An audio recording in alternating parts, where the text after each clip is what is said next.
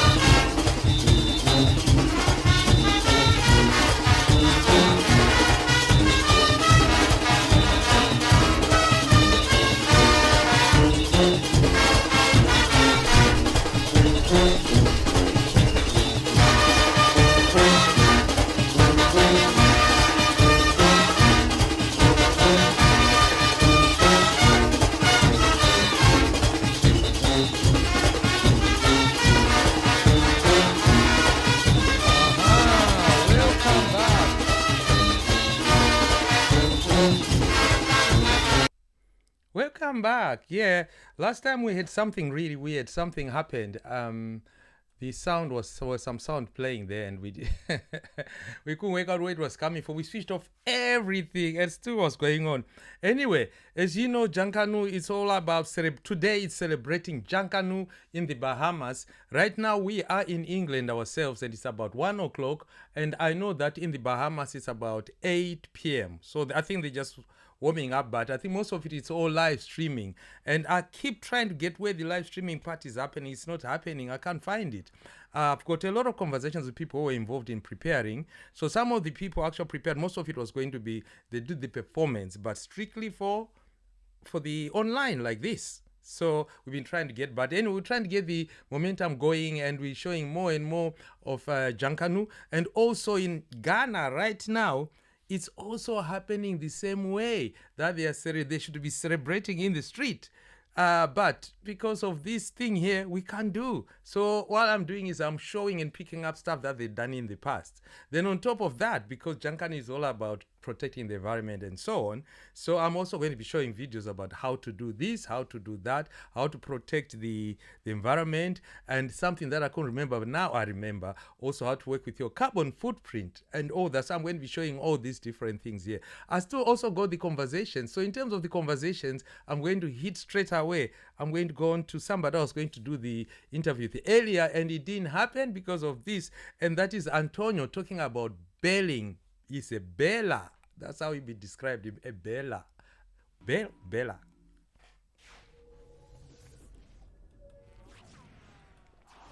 Hola, bola, hola, bola. We still continuing. We haven't stopped. Janganu is still there.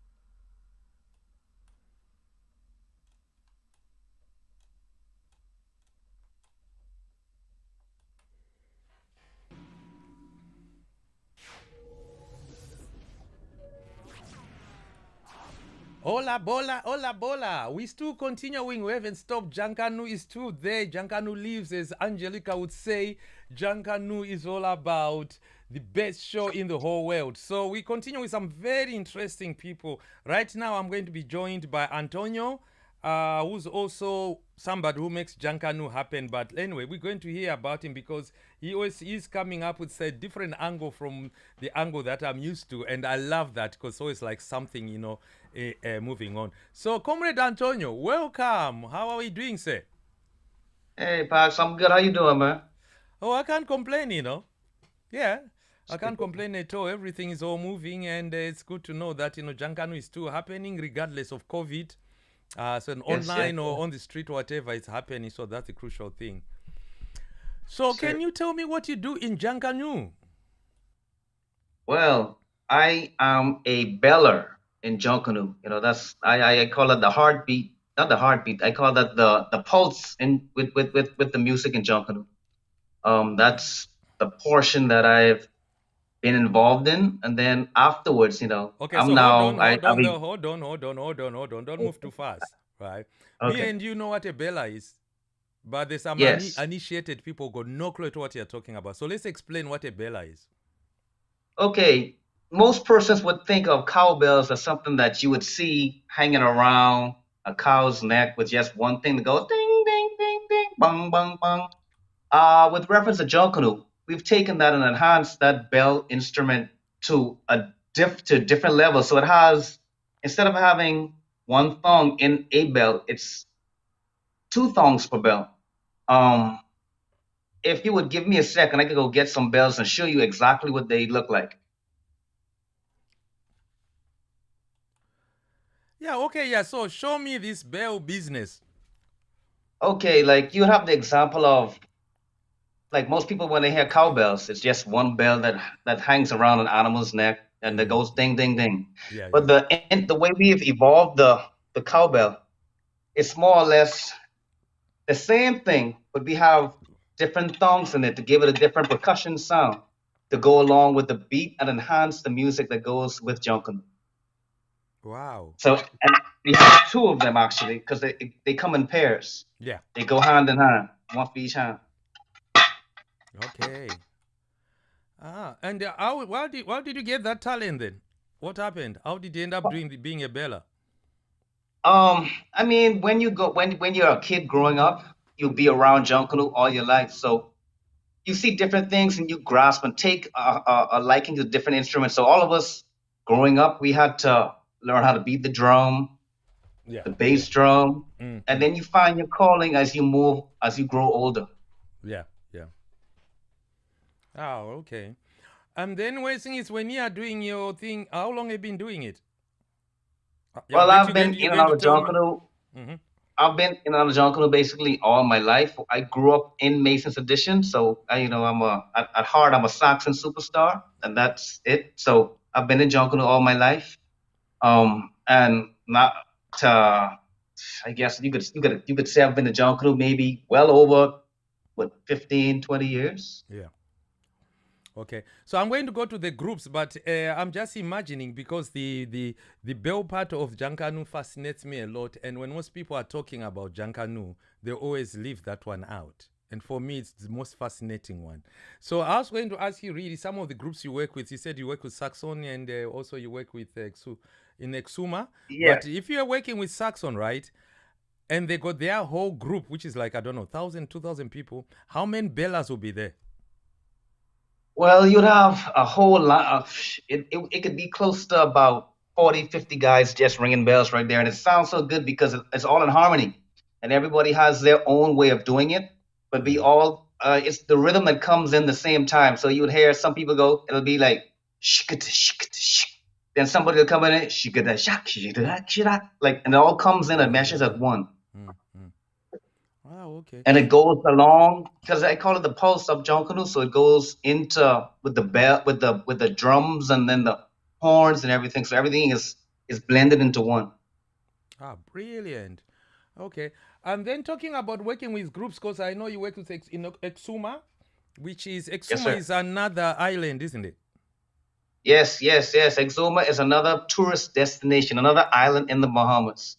Some of the most beautiful waters you would see in the country, but Exuma is one of those places. Yes. Oh, and then you work with the Janganu there.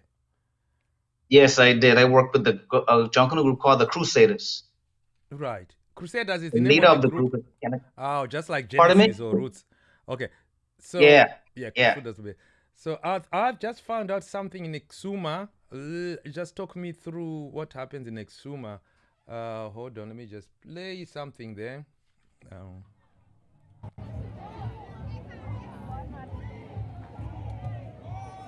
But what you're seeing now is the road parade where where the group is coming down the street. We call this Bay Street or whatnot. We call this coming down in town. So Yeah.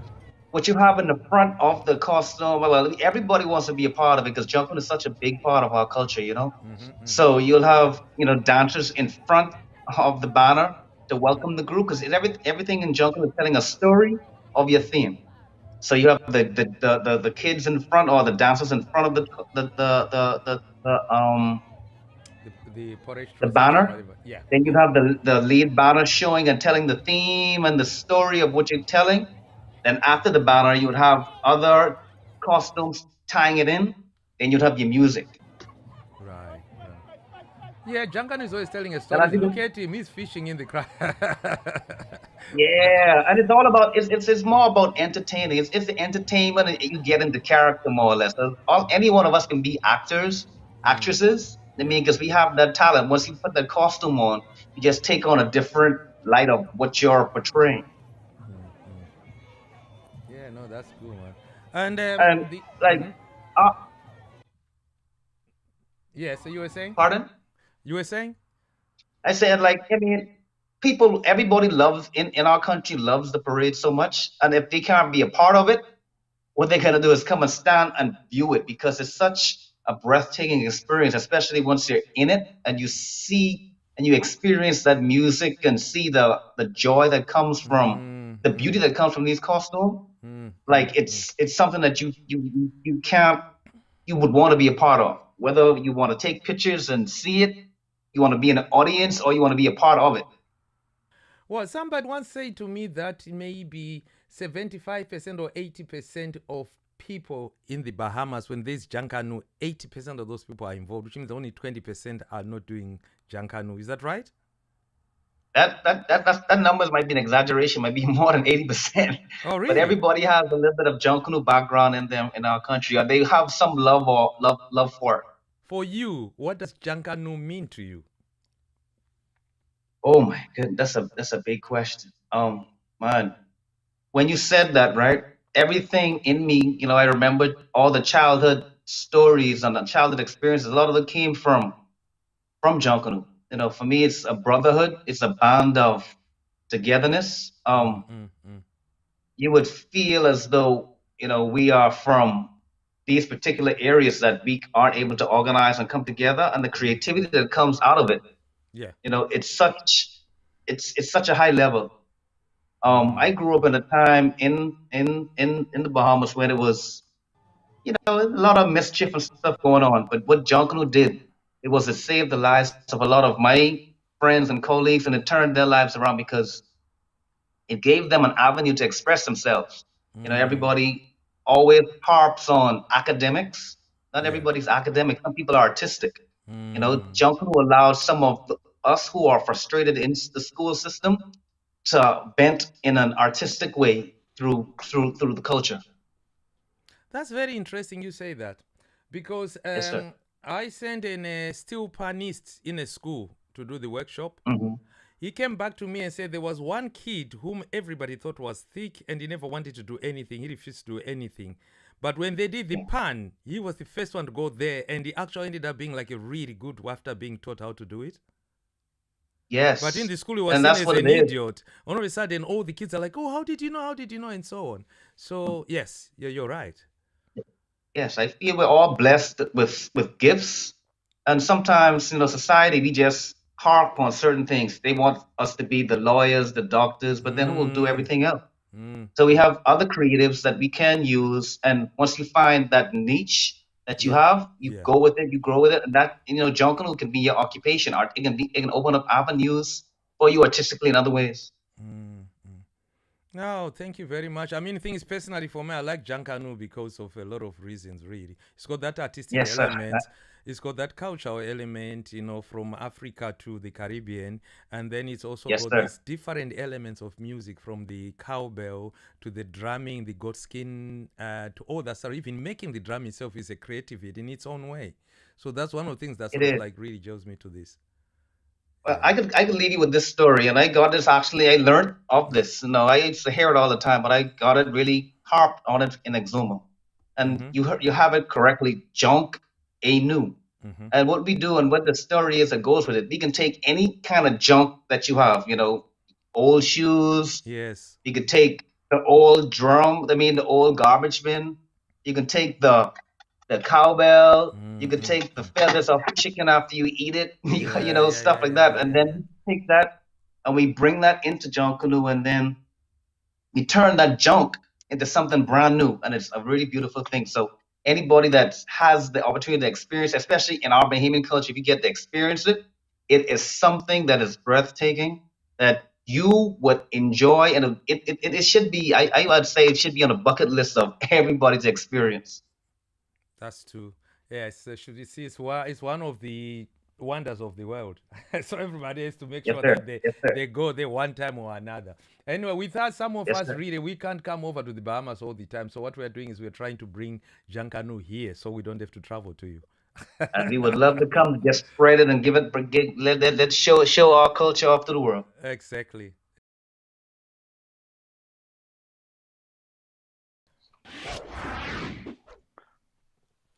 Welcome back again. And now, today, this afternoon, we're going to be joined by another great musician, also a friend, and also, I think he's everything really. He's a daddy, he's everything. One of our partners is Kinetica, and he's also Yeah, responsible for that. And he's a yeah, guy whom I've known for years. I've respected him. I think in the past, we've known each other by name rather than physical as brother and brother. But when we actually yeah. met, we became brother and brother. So, ladies and gentlemen, here is Claudia Depa. Hi guys. Good day, sir. Hope you well. Yeah. Okay. Oh, sorry, I just disturbed you. We're just greeting my viewers, and I stopped you. It's typical of me, isn't it? Yeah, yeah. Okay, so you So can greet them now. You that's can what greet them. life is. What is life is. That's what life is about. What you mean disturbing each other?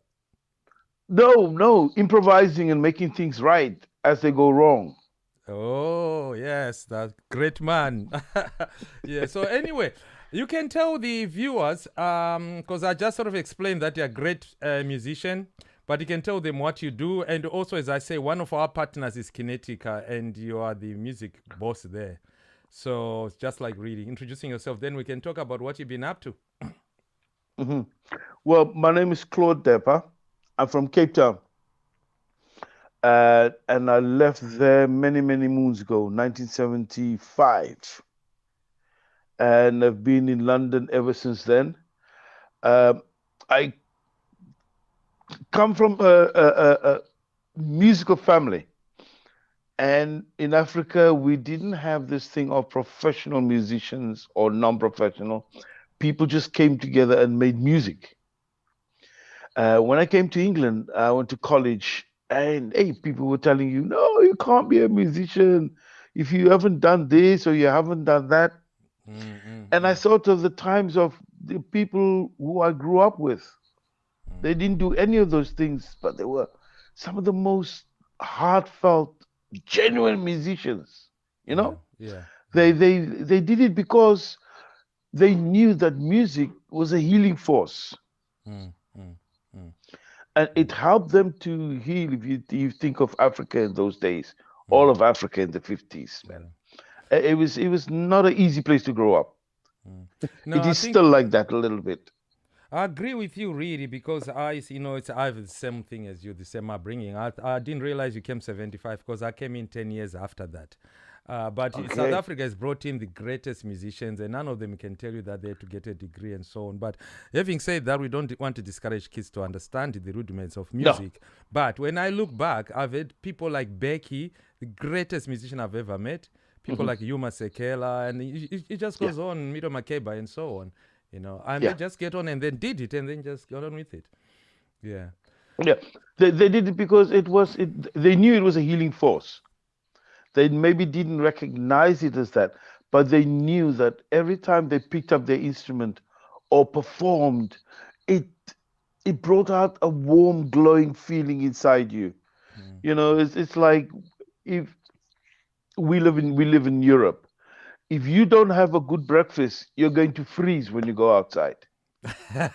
So, so you know you Exactly. gotta have that warmth within you, and that is what music does. Yeah, true. Yeah. I mean, if you think about music, or just even the concerts you've been to, and this is just on a personal level, you would have gone, you would have had many concerts, but you would have never have there been one where you've come out angry.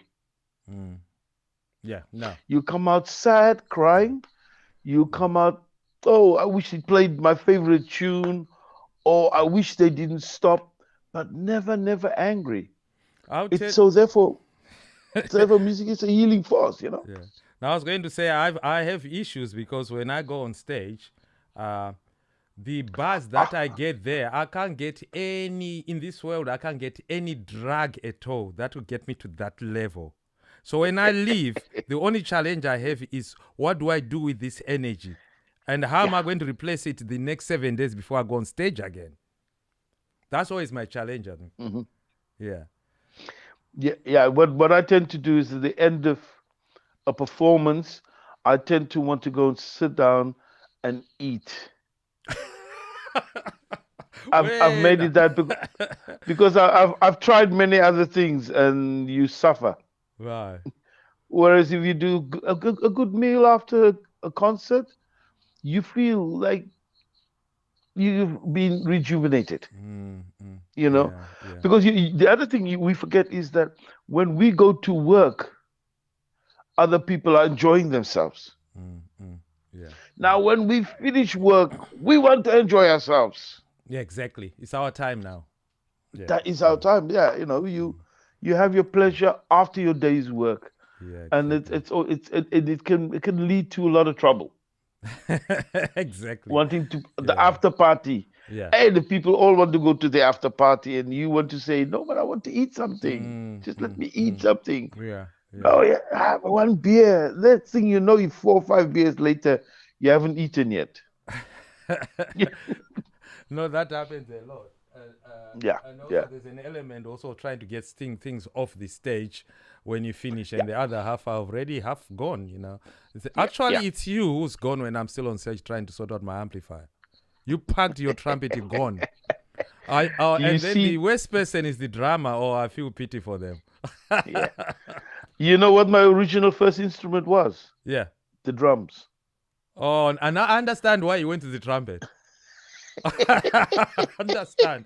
Yeah, because we finished playing and then all these people are waiting to chat with us, you know, whether it's groupies or the press and so on. They want to speak with you straight. They don't care that you have to pack your instrument. Instrument, yeah. No, Yeah. they don't see that. Some people, I'm actually packing like this. They're still right in my face. Yeah. So Mr. Drama is like Mrs. Drama. They are like the last people to really actually go to the party. Yeah.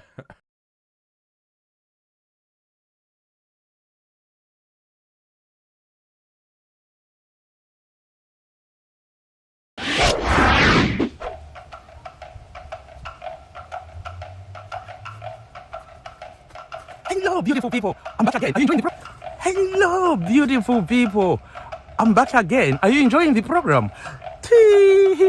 I'm really enjoying myself because we are presenting it in the jungle. In the jungle, mainly because, Junkanoo is all about caring the environment. We're interested in those artists who care. What they do is using stuff that's sustainable, stuff that is not damage the environment. That's the artist we want. And if you're one of those artists, get in touch because we'd like to feature you here, and then you can promote your work, you can promote the environment and all sorts of things like that. So we will see you again, and I'm out of here again.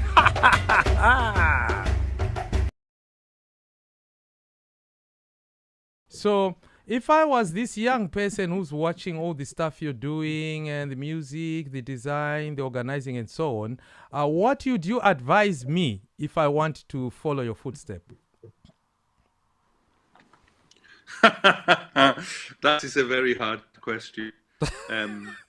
Because if you ask me, I will give you an answer. If you ask my family, they will give you a different answer. Their answer would be stubborn and just. But my answer is, you have to follow your journey. Yeah, just to say, this is a conversation with Francisco Carrasco, who runs Luma and also All Things Latin from Liverpool. So this is part 2 of his conversation. And this is just him advising. I was asking him, how would he advise somebody who wants to be like him, creating and producing things? You have to be honest to yourself. And the most important thing is you have to work out truly, honestly, what success means to you, in the sense of what will make you happy within the context of the work that you're doing. And then, because some people's success is they want to buy an expensive car, so they aim towards that. But it's that, for me personally, one of the biggest things that makes me feel successful is when I give other people a voice and give them the platform to be able to speak and to be able to share their stories. And because of that, their stories, people's stories are so diverse that you can do all kinds of things with those things. And one of the most important things for me is skill yourself up. Actually, don't just have to do things. Learn the skill to be able to do what you need to do. So it's like what you did when we first started this podcast. What did you spend so much time on? Working out to do live streaming and all that kind of stuff. You sat down and spent how long doing that? That's the key.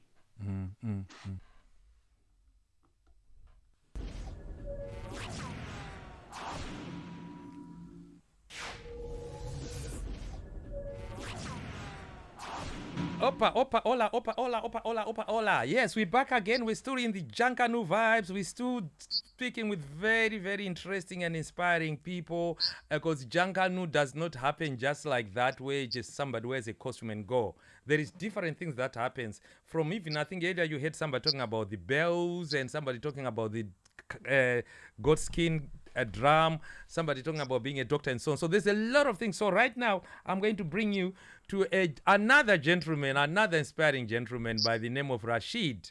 He's going to introduce himself and tell us what he does. Rashid, welcome to the house, mate. How are we doing? Thank you guys so very much for having me today. My name is Rashid Demaret, and I am a designer. I also draw and create costumes, especially for the group of the Saxon Superstars. Okay, so we go to that day. So if I just could I want to rewind a bit, because there's a lot of inspiring young people who want to be designers and all that. From what you're saying to me, you are a designer. What does that mean, really? Well, clearly, being designer is okay. Let's say, for example, you have some ideas inside your head. You know, our job is just to just place it on paper, or place it on any form of medium there is, maybe cardboard, maybe styrofoam, Yeah. um, whatever, wherever you want to place it on. You know, our job is just to bring it to life. Right. So, so are you sort of one of those experts like Bob the Builder, sort of in cardboard manipulation? Yes, sir. More of give you that illusion. You know what I mean? So, yeah, that's what we do. Okay. So On a regular again, basis. going to these inspiring young people designers. I mean, how did you learn this? Where did you learn from? Did you just learn by going into Junkanoo shacks, or you actually had to go to school or college or something? How did you get this skill? Well, the answer to that, both actually. To be honest, when I was younger, I decided to, spend a lot of times inside the shack, and I learned from people such as Voda Francis. I learned from Don Davis, plenty of our legends, especially in Junkanoo. And throughout school, throughout my school years, I decided to take up art. I decided to take up art and craft, especially in high school. And all I used to do, in high school, just used to draw. I just used to paint. I also used to carve and all. So I took that, and I went to college with it, and I went to the College of Alabama, and I took whatever skills I learned from high school, and I manipulated it, and I gained more in college. So whatever I learned inside high school, whatever I learned inside college, I took all of that and I just placed it into one. And I placed it into one category, and I just take the Janganu aspect and the art aspect, and I throw it all into one bag. So I combine those creative ideas and just to bring it to life, and I bring it into a 3D, a 3D expression. Yeah, yeah. Wow, that's talent, really. I mean, while we're at that part of it, really, roughly, how many do you think designers there are on that island, the Bahamas? I can't give you a really good number, right? Roughly. But all I can say is Bahamians are a very, very talented group of people. Okay. I can't really put a number on towards it because everywhere you look, there is some different types of art. Yeah. Or different types of Junkanoo. I think that's what I meant, really, because there's so much creativity there. And I think the point I'm trying to make is, are we trying to say everybody's a designer? Because last time I was there, I was asking who designed this, and everybody kept saying, oh, yeah, I did it, to a point where I started thinking, well, not everybody's a designer. There has to be particular key people that talent, and then there is people who sort of join it into it, but I can't call them designers as such. So after that, I started thinking, oh God, I wonder how many actual designers are there, like you, Bob the Builder, and other people like that. Okay. So anyway, do you know what we're looking at? To add on to what you're saying, right? Add on to what you're saying, right? I always tell people, you're your own designer, okay? You're your own artist. All right. So however you choose to do it, however you choose to design it, wherever's your technique, that's on you. Okay. There's no real actual way. Everybody has their own way of doing things. Everybody wants to be different. So they take whatever they are different with and just, do it their own way. Yeah. Yeah. But the interesting thing about it is really you have to have something that inspires you in order to do it your own way. I mean, like the way you manipulate the cardboard, the way you use the glue, the way you get this, the feathers to join up with that there, something like that. If you hadn't been brought up in it, when you do it, you won't be able to do it. So I think you're right, but there's a certain element where you have to be born with it as well, rather than just like, I can make it. Yeah. Correct. You're right. Okay. So anyway, let's look at this. Another surprise for you. Do you know what that is? Saxon Boxing Day. So you work with Saxon, right? Yes, sir. Let me just see some, because I've seen some really amazing costumes with Saxon. Yes, sir. Let's see.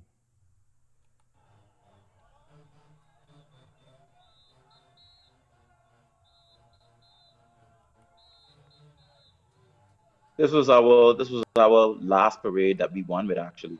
Ah, This okay. when we were at cancer. Uh-huh. Yes, sir. So is your work just mainly based in the Bahamas, or do you go to the other small islands as well? I'm stationary for right now, Okay. but I do hip hop here and there when there's a Junkanoo parade, but not all the time. But from since the COVID kicking or whatever, Oh I've no, been come on. stationary. Rewind, Dion, rewind. Rashid, rewind. You do hip hop, did you say? You say hip hop? Yeah. Did you mention hip hop? What hip hop? No, I didn't mention anything about hip hop, sir. No, sorry about that. But like I said I hop from island to island when the chance Ah, okay. So you hop from is hip hop. island. I got it, got me wrong. I'm like, wait a minute. He's talking Janganu suddenly, and there is hip hop going on in there. What did I miss? What did I miss? Okay, so you hop from island to island. So what are some of the Yes, islands sir. you work in? Is Tuma or some things like that? Say again. What's What the question? islands do you work? Say it again. What other islands have you worked in? Well, I've done work, maybe in Cat Island, also in Freeport as well too. But not many, Yeah, but yeah. some of the small islands, what I mean, maybe Harbor Island as well too. So, Why I'm asking that question is, I keep saying this really, but your sister, they keep saying Jankanu is the greatest show on earth. And my thing is it just to is. work out. It is. We can argue about that. I like arguing about that one there. But I think what I'm All trying to right. work out is, it is the greatest show on earth, but in the islands where you are, is there somebody who can actually say we do equivalent to the Bahamas, or we are actually doing bigger than Bahamas? That's what I'm trying to gather. Here I know here in the Bahamas, I know there's a lot of people who will actually agree with me when they say, this is the greatest show on earth. Yeah. Okay, everyone who's a Bahamian who loves Janganu and loves Janganu inside their heart, was born and breathed with it. All they could say is Janganu is the greatest show on earth. Yeah. Okay, so and I think that's what I'm saying. It's the greatest show on earth. But what I'm just saying is, in the Caribbean, is there anybody who's sort of like equivalent to the Bahamas or better? Or I think that's what I'm trying to work out. Is there anybody in the Caribbean? Because I know Jamaica does their Junkanoo, but it's nowhere near what you guys do.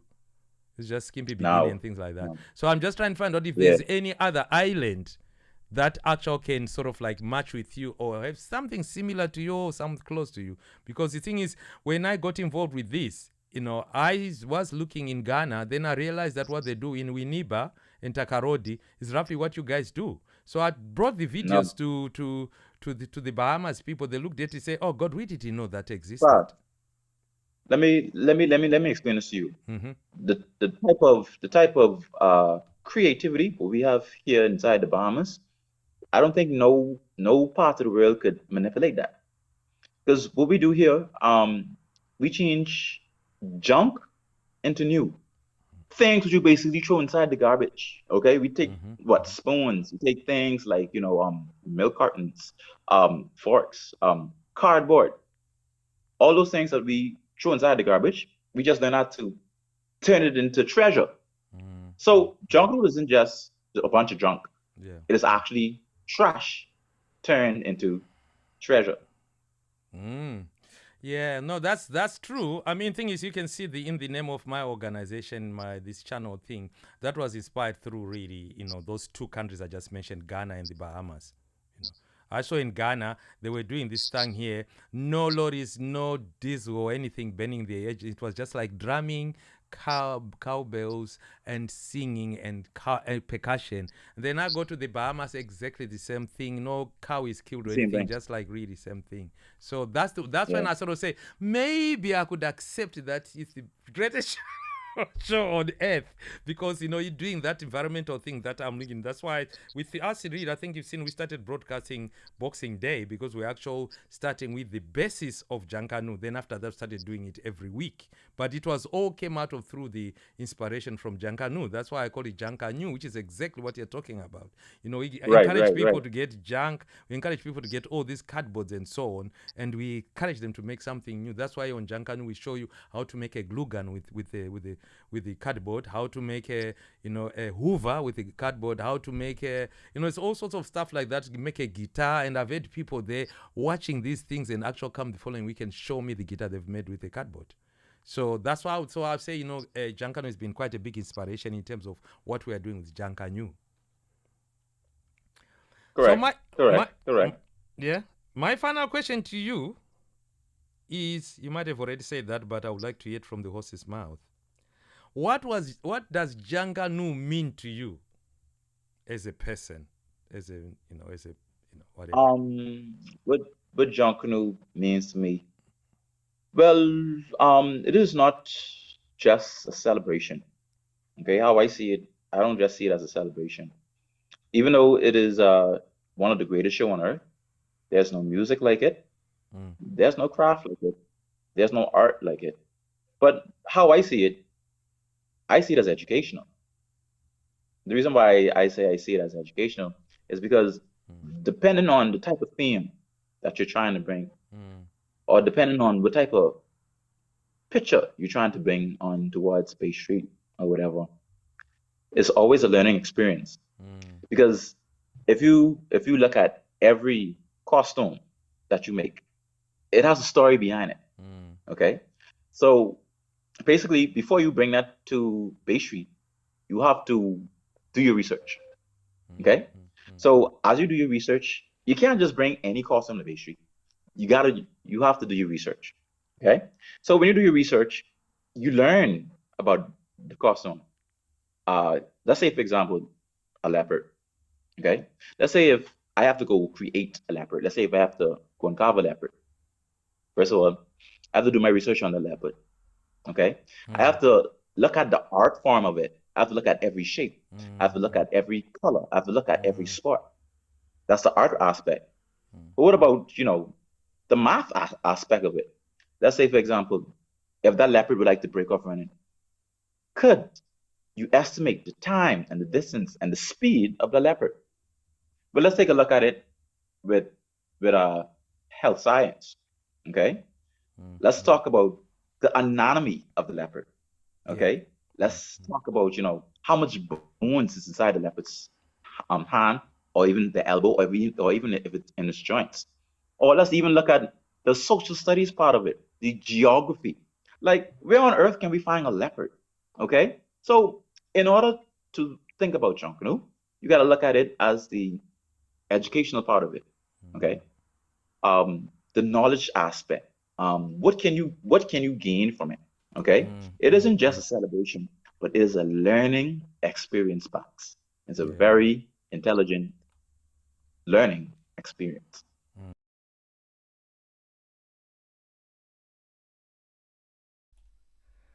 Well said, brother Rashid Demetra. Demerit. Yeah, well done. This is really inspiring as well in terms of Jankanu. You just pointed out exactly what we're trying to do with Jankanoo, which is what's happening with Jankanu, which should be happening now until tomorrow, until New Year. But because of COVID, everything is online, and we are trying our best to see what we can do with all this. Well, in the program that we've made the last 2 years, it's been 2 years now since making these programs, we chat with very inspiring people, and then also we do also ask them what it is like, what's happening to them in terms of COVID and all that, what's happening with their work and all that. And then we also ask them if they can advise other people. Can they advise other people, especially the upcoming artists, upcoming designers, and so on? So I'm going to play a few clips of crucial people who are up on their game. The first one is Pepe France. He is from Notting Hill. So this is part 2 of his, this is part 2, or part 1, I'm not sure, of his conversation with us, but this is just him saying the advice. It's a long conversation, but this is just him giving advice on what you should do if you want to take on his track.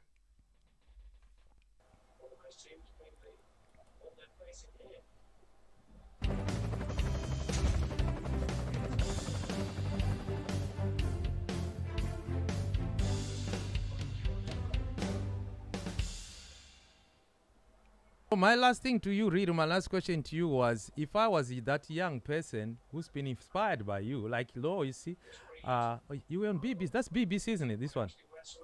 I'm not sure, but yeah. That's you there. Yeah, so these young people, they see all these things you are doing. They said, oh, God, I want to be the young Pepe now. I mean, what would you advise them?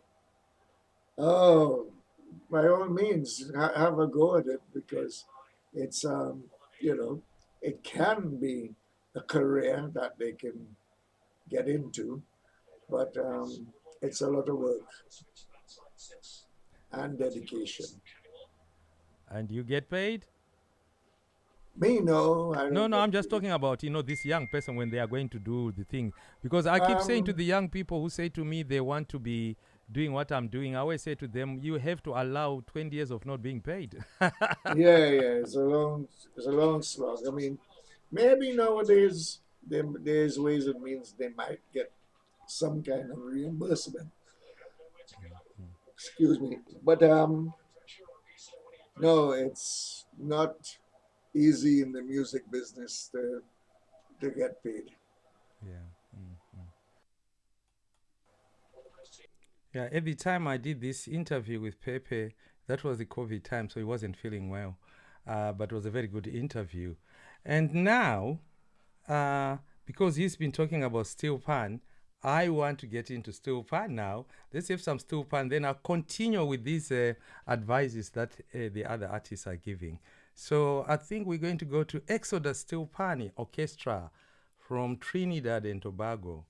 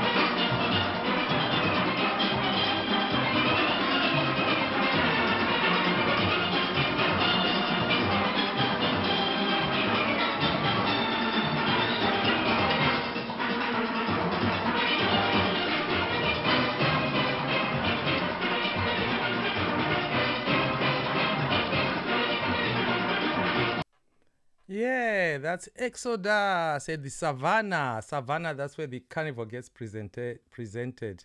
For years it's been done like that.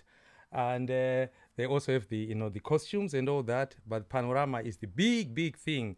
There's also Panorama here in the UK. Now, we show all sorts of people, but we do encourage people to go recycling, to keep green. I like what you're saying, Brother Ali. What did you say? I think you say something about Janganu is saving human, animals, trees, and the whole planet. Exactly. I'm going to take you to the rainforest forest for a bit. But before that, I want you to check this guy, Nick Poston. I did have a conversation with him. He creates all this stuff, but it's cardboard, which is what he encourage, and works with schools and different people like that. So Nick, where can I find Nick Poston? Yeah, conversation with Nick. Is in the country, but that community is passionate. They come together, they work together, they collaborate with their school. And this is what we did just before Christmas with that community, with a bit of cardboard, with some creativity and some code. Thanks for having me, mate. Build a cardboard Tracy Island and run a community art festival on it all over the weekend, and then fire a 200-foot cardboard rocket off. How on earth were we going to beat that? Well, another brave school leader, Mrs. Nelson at Joseph Cash Primary in Coventry, let us build a cardboard Coventry Cathedral in her playfield for a weekend art festival and to celebrate the fact that Coventry is this year's City of Culture. The cathedral is a powerful symbol of rising up from the ashes, rising against adversity, being positive, being optimistic and having hope. We're appealing for help today to take this on our Inspired to Learn summer tour, inspired by one of the UK's most creative head teachers, Mr. Sprackland, down there at Prince of Wales School in Dorset. We want to set up our Coventry Cathedral in school playing fields across the country and our green screen studio in assembly halls to live stream our Aim High Assembly to their community. We'll then help them run a day of creative activities with rocket making, coding, inventing, designing and making before a real dynamite rocket launch to send everyone home buzzing at the end of the day. I don't think I've seen that many children that excited ever before in my life. Will you help us inspire all our rocket kids to aim higher than high? Higher than I've ever been. There you go, Pax. Wow, amazing, man, amazing. Yeah, thank you very much, Nick. Yeah.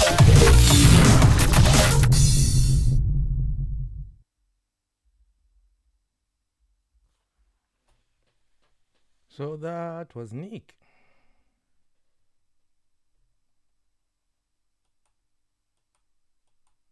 Yeah.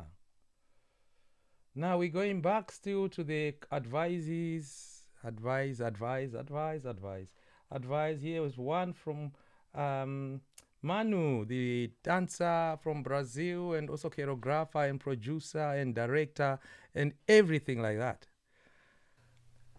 Manu, thank you very much for your time. And I know you're such a busy girl, right? Yeah. But I got one more question really, because we do have young people who come to this channel. Not only young people, it's also young designers and young choreographers. So they could be 90 years old, but if they are new in choreography, they are young. That's how I call it anyway. So I was going to say, if any of these saw what you do and they say, I want to be like you. They come to you and said, I want to be like you. They won't say it in African voice the way I'm saying, I want to be like you. But they will say, I want to be like you, madam. So what would you say to that? I would say don't trust your instincts. Follow what you believe, because we are the change of the world.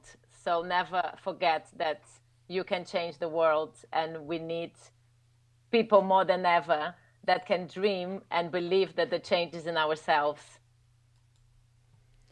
Wow, sounds like words of a very wise lady there. So I will take it there, and then we're going to be, I think it's, every week we show different things. So like this week is special on COVID. But in between that, we also show these slots that's of people giving advice to the others.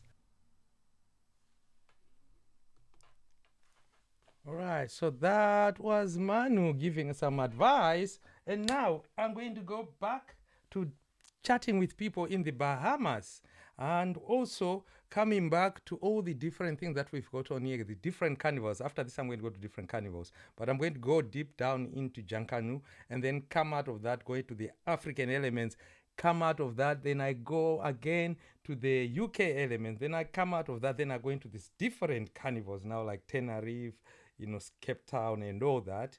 And meanwhile, in England, as Mr. Ali was saying, Anwar, he's actually watching this in bed because it's now 1:45. But in the Bahamas, it's not 1:45. It's still evening. So people should, I'm sure they're all still celebrating Janganu in their own way, and also understand there's some live streaming, which I'm still looking for. Let me know if you know where it is. Okay. Otherwise, we continue live streaming here for you. So what did I promise you? Oh yeah, I had Nick Poston. I had an interview with him. So I think I found it, which I think is a very interesting interview. That's supposed to be chapter 2 of the interview.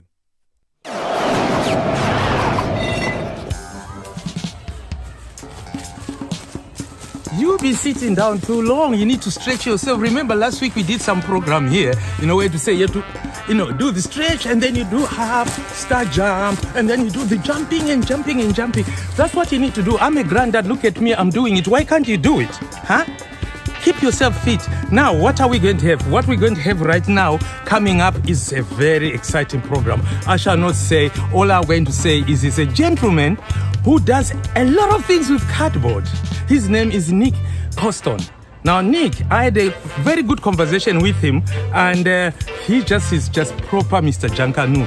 Last time I went on his show, I was on a stage in Glastonbury, even though I was in my house, and the stage was made of cardboard. He managed to shove me in there. You'll see anyway when he's talking about his work. So Nick Poston is another person who's done quite a lot for the young people, especially the young people. And he tells you in my conversation, you see, he talks about how he actually ended up being involved with this whole thing. Okay? So now you keep quiet. Hey, leave me alone. This fly is flying around. Last time I saw a snake, and now I'm just worried that I might see a lion or a leopard, which is what I normally do in Zimbabwe. I walk there, there's a lion. Then I walk there, there's a leopard. Anyway, ladies and gentlemen, check out Mr. Nick Poston. Hello, sir. Oh, fantastic. Sorry, Pax. How you doing? Lovely to see you. I'm okay. What were you doing there? What are you doing, Matt? I'm having a little bit of fun here, Pax. We've built a cardboard Coventry Cathedral in a school playground in Coventry, and we're literally taking it all over the UK to inspire kids to aim high, to aim not just high but higher than high. And it's all basically a cardboard set that we're using a bit like you, with a little bit of creativity, a bit of cardboard and a little bit of code to inspire kids in and out of lockdown, really. Oh, my boy. That is really, really inspiring, man. Yeah. And also last time when he interviewed me, I was so shocked because I ended up on stage with you. I'm like, wait a minute. I didn't sign up for this. What's going on? And all of a sudden I was on stage. Only that I didn't have my guitar. I would have performed as well, Yeah. I think you were at Glastonbury that time, weren't you, I think? I know. You're on our cardboard Glastonbury pyramid stage. Yeah, exactly. So what's that one there that you just showed me now?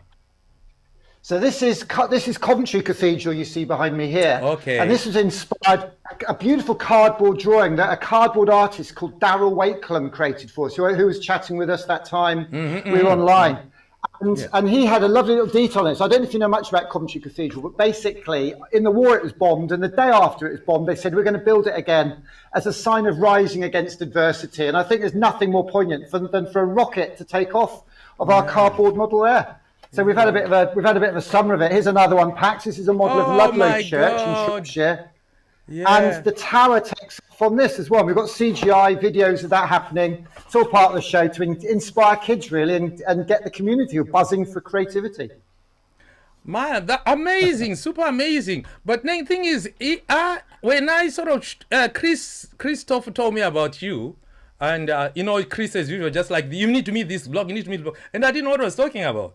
Then when I met you, come on, you just described you as Janganu itself. How did you get the inspiration? What happened? Oh my goodness. Well, I didn't realize it at the time, but I realize now, and this is what I say when I go into school communities across the country, there are the three greatest gifts we can give our children are some of our time, some stories, and their art. And when I was a little boy, my dad gave me a train set, and I've got a lovely video of me and my train set, the track going around, me and my dad in the train set. And he gave me my imagination. He encouraged me to be creative. He gave me stories that I now tell. I tell that story to kids all over the country. But most importantly, he gave me my art. He gave me something that I can use to connect with other people, to make some money, to make some friends, to make the world a better place. I became an engineer. I've always loved making stuff. I was a Blue Peter child. I'm sure you were as well. And I just love making. Yeah. No, I have to say I missed the Blue Peter part of it because I was in Zimbabwe when all that was happening. Hey, stop it. Yeah, I was in Zimbabwe when all the Blue Peter thing was happening. So I did miss that because I only came in England late 80s, 90s when, Peter and all were gone into adults now. So somebody said, that's a Blue Peter presenter. I'm like, no, that's too old for a please present because I came too late.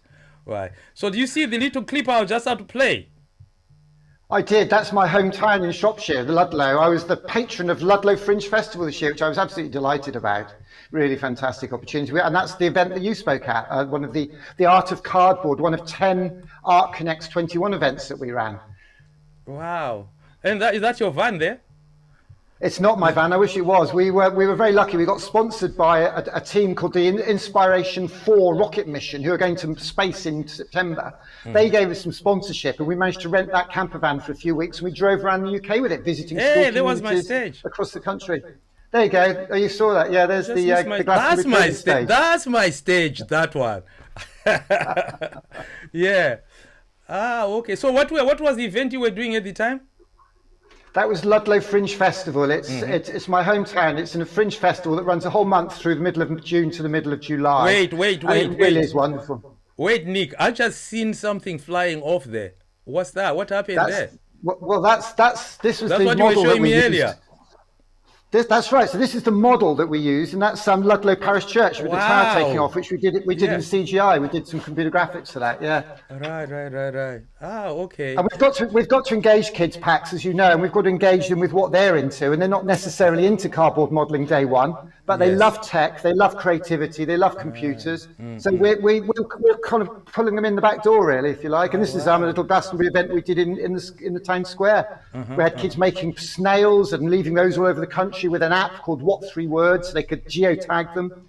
But look at those kids there. I mean, just a few bits of paper packs and some sticky tape. They're loving it. I know, and then look how happy they are. Just look how happy they are, man. Flying up. And this is what the Arts Council are funding now. They're funding grassroots community projects that engage children, that engage parents, that engage whole communities. And I know that's what you're really passionate about as well. Yeah. No, this is brilliant, And also, I was just looking at information about your organization, Steam Company. Yeah, that's what you call Steam it. Co. Don't ever say Steam company. We're Steam Co. And the Co stands for collaboration, Pax. Not company, but collaboration. Oh, I see. We're a non-profit community enterprise. We're not a company or a community enterprise.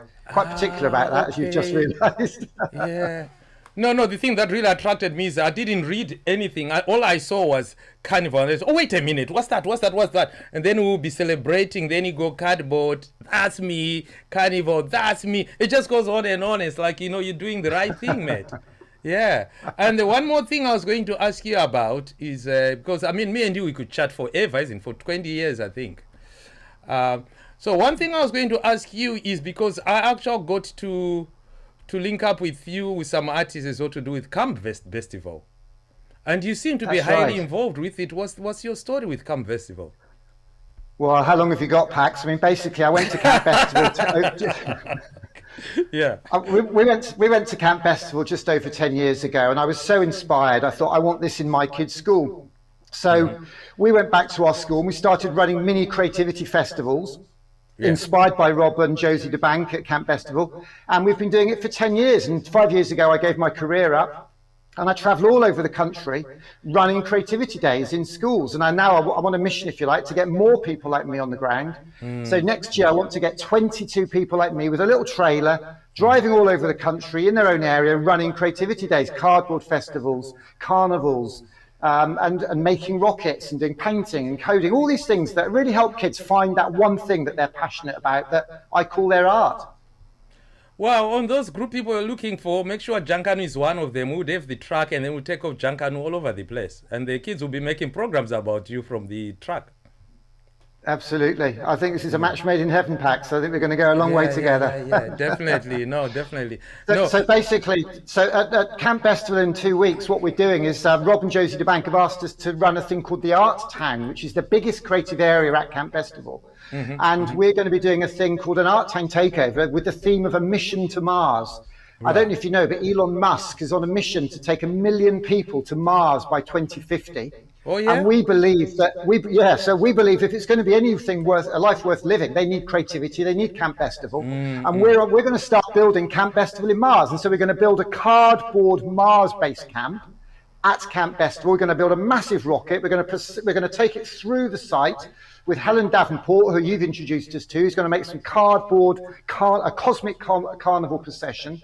We've got Will Alexander, who's an incredible cardboard artist, building the Mars landscape. We've got Steve Summers from Noisy Toys. We've got Malumba Tashika, who's going to be making miniature terracotta Martians. We're going to have a really amazing time at Camp Festival, and we're going to live stream it. So even if people can't get there, if we can get a signal, we're going to live stream from a green screen at Camp Festival. But I got no clue. I got no clue as to what you're doing there. What are you doing? This is a robot that can solve a Rubik's Cube in 2 minutes, made out of Lego. Oh, yeah? Yeah, it's amazing. It can solve a Rubik's Cube in 2 minutes, made out of Lego. And that was designed and built by an amazing guy called David, who's an incredible engineer. He works for the company that makes chips in iPads and tablets. And he builds these robots that can solve Rubik's Cubes. It's incredible. Even Rubik's Cubes with four sides or 8 sides. It's incredible. Really amazing guy. Wow. Okay. Yeah, I saw so that. It's not just cardboard. Yeah. And it's all Lego stuff as well. That's brilliant. Yes, full of creativity. The creativity doesn't end really, because I think, as I say, I was looking up on your website. Look at that. There's so much stuff going on there. So I need like really 2 hours with you, just to get an eighth of all this. Well, that link there, that page there is our Inspire a Nation 21 year Pax. 4 years ago, we were inspired. We were told that the government have got a national festival of creativity in 2022, Festival UK 22, and they've given £120 million to 10 organisations to run things. Yeah. And what we want to do with people like you is put a bunch of people working on grassroots projects. We want to get 22 people running Steamco vans around the country, running creativity days in schools, in communities, in businesses, with businesses, and really bring everybody together, because I believe that art and creativity are what connect us at the end of the day, and that's so important. We've got to be bringing this country back together and not squabbling and arguing about the details. Let's crack on, is what I say. Yeah. Oh, Nick, that is amazing, and I'm so glad that we managed to catch you, because he's such a busy guy. So you can see flying left, right, and center, and so on. And now this weekend, I think you got Camp Festival. So tell me, what other? Because I know you're always having a lot of exciting stuff. But what other exciting stuff is coming up? And I'm hoping in a month we'll come back and have another chat with you for Junkanoo. So what exciting stuff? Because you never run out of exciting stuff, do you? No, we don't, Pax. No, we don't tend to run out of anything. I mean, basically, I want to take this cathedral on the road.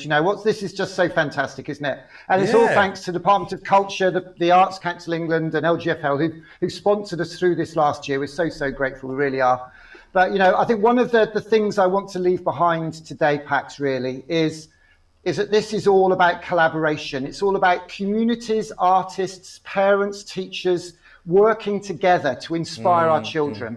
And I'd like to end the session today, if you don't mind, with just a 30-second clip of a head teacher on a school in Leeds called Chris Dyson, one of the most socially challenged communities in the country. But that community is passionate. They come together, they work together, they collaborate with their school.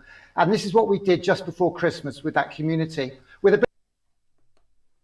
So that was the clip that I showed earlier. So thank you very much, Comrade Amwa. I really appreciate your support. And as usual, as we say, with all these videos, they are like going on for 4-8 hours. But what we do is we'll be cutting them individually, and then we'll be showing individual things. Now, we're talking about the environment. Last time I couldn't remember how to say carbon footprint. So my brother, I think, can do a better job than me. Let's see what my brother can say about this.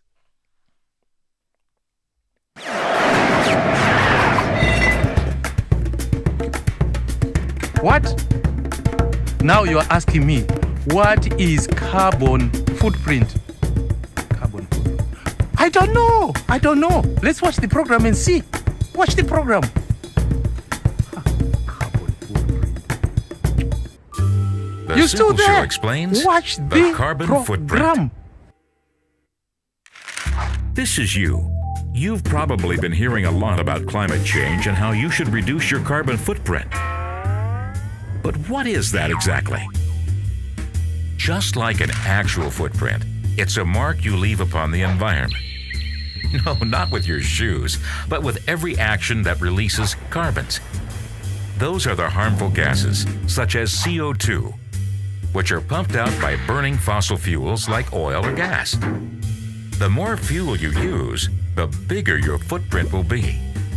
You may think that by driving your car, the only carbons you release come from the engine, but no. Consider the carbons that are emitted just to get fuel into the tank. From the energy needed to extract the oil from underground, the pollution caused by transportation and refinement, to the final delivery to your local petrol station. Not to mention the CO2 released by manufacturing your car in the first place. More than you thought, huh? So unless you live in a cave, you and everything you own has its own carbon footprint. Read a book? Printing and distributing. It uses energy. Brush your teeth, and your utensils will have a history in a factory. Even something as basic as an apple could have traveled hundreds or even thousands of polluting miles to end up in your local supermarket. You see, it's pretty much impossible to leave no carbon footprint behind, but that's no reason to stop trying. Think about your actions and choices, and you'll be able to reduce your personal mark after all. That's how you really put the boot into climate change.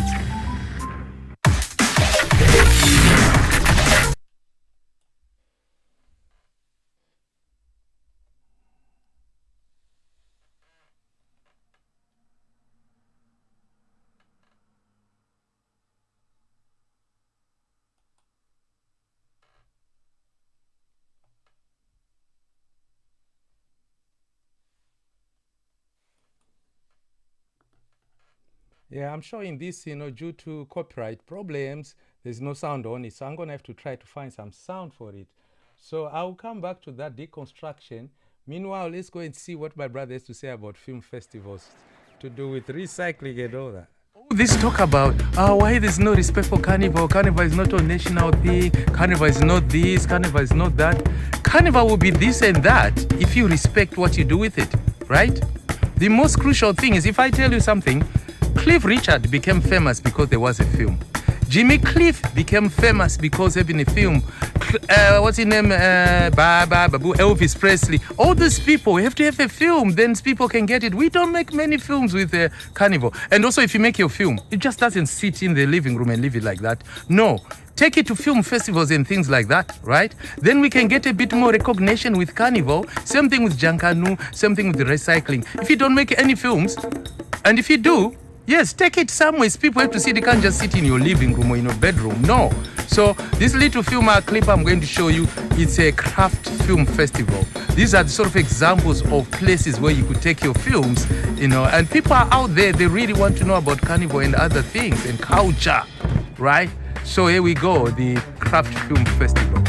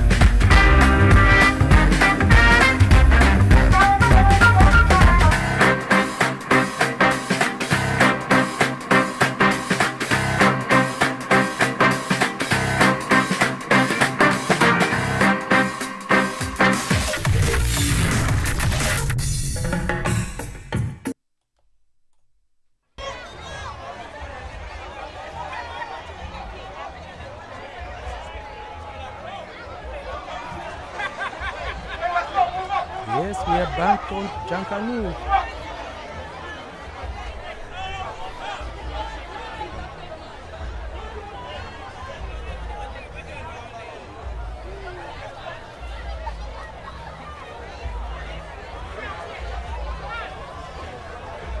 Yes, yeah, now we are back on the Junkanoo world.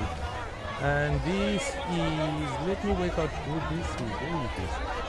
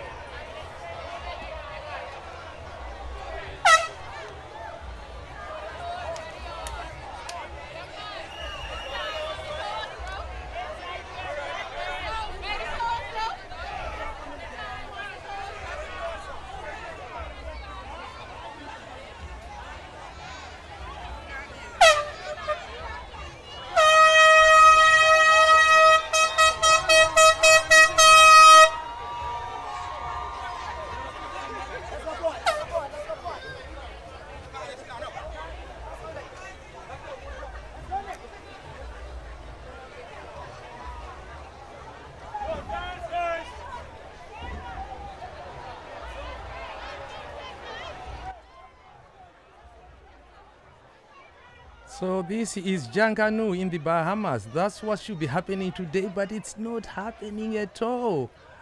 So we can just celebrate and appreciate what all this creativity comes out of, considering that it's all to do with recycling. There's nothing there. There's no thing that's messes the environment. It's all recycled cardboard, sticks, glue, and a bit of feathers. And big floats just out of this. Look at that creativity. And this is the work of different people. I think Dino, Kenny knows, and people like that. So I'm going to go to a chat with somebody from the Bahamas again. But before I do that, this whole thing of trying to get these programs up on YouTube and so on, it takes a while to build up. So we can only build within partnership with other people and appreciating other people's work. So there's a gentleman who does a lot of stuff that's really inspired me and also actually really encouraged me. And he's from Ghana, and he makes all these different programs. Traveling, I wish I was him, man. He travels all over the place, and you know, he's like really proper journalist when it comes to chatting with people and getting the right thing. And he gets in the right places, some places we can't get to, something which I normally do sometimes when I'm in Brazil and I'm trying to chat with people. Just getting into the right people and getting the right people to say the right thing. So he's talking about the festival in Ghana, which he says is the carnival that needs to be seen. He says, what did he say? A festival in Ghana that you need to see, you've never seen, which I don't agree with, but when you see it, you really get into it. And let's see. And also I appreciate that most of his stuff is always, you know, a Creative Commons, which is very good for sharing information. And my brother, you can always use any of the stuff I've got on this channel. And yes, let's see what. This is a Konako Java of this Ododio. I'm all festival. That's our brother.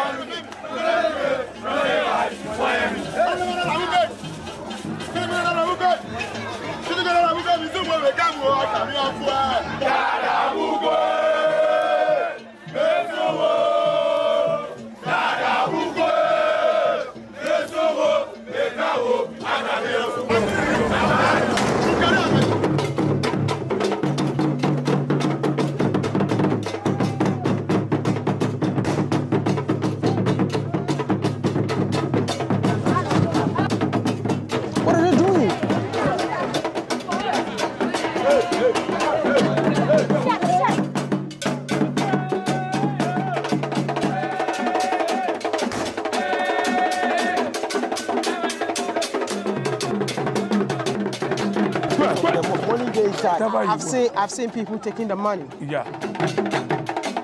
But the money is for the gods. But the money is for the gods, but the power, they have removed the power already. Yes.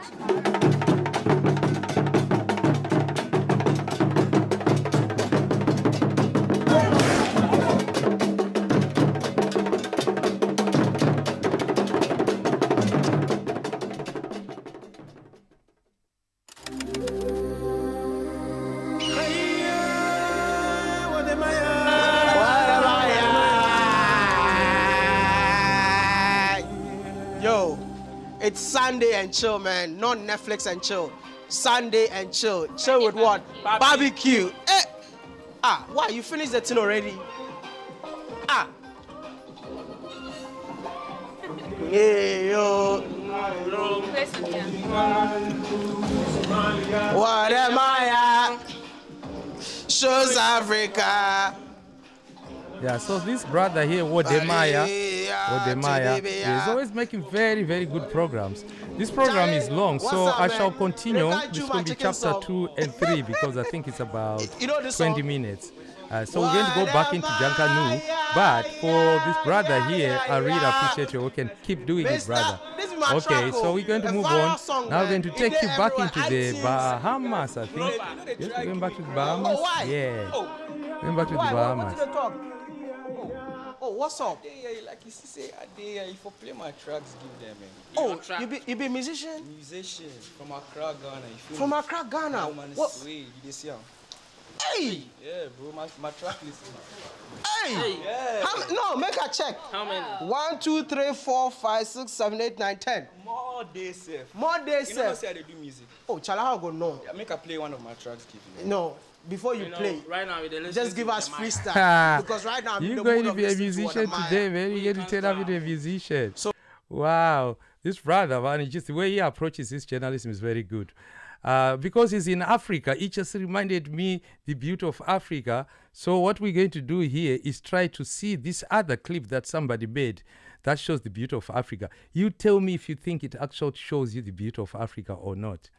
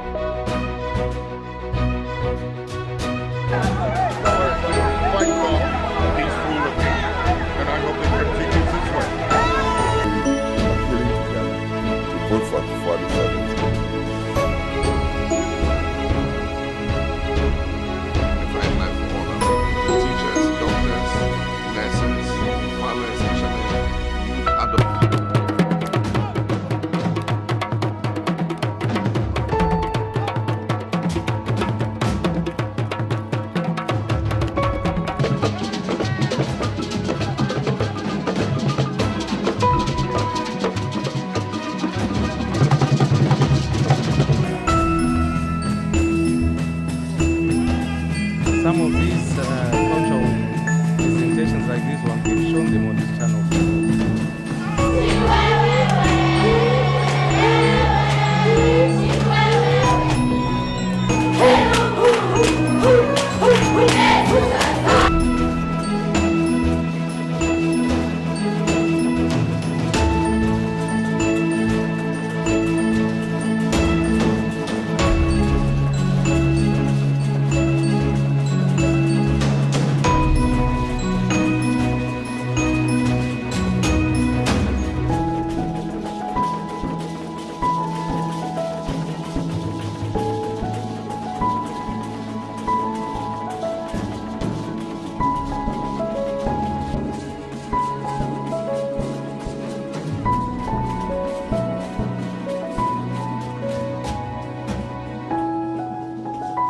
Well put together.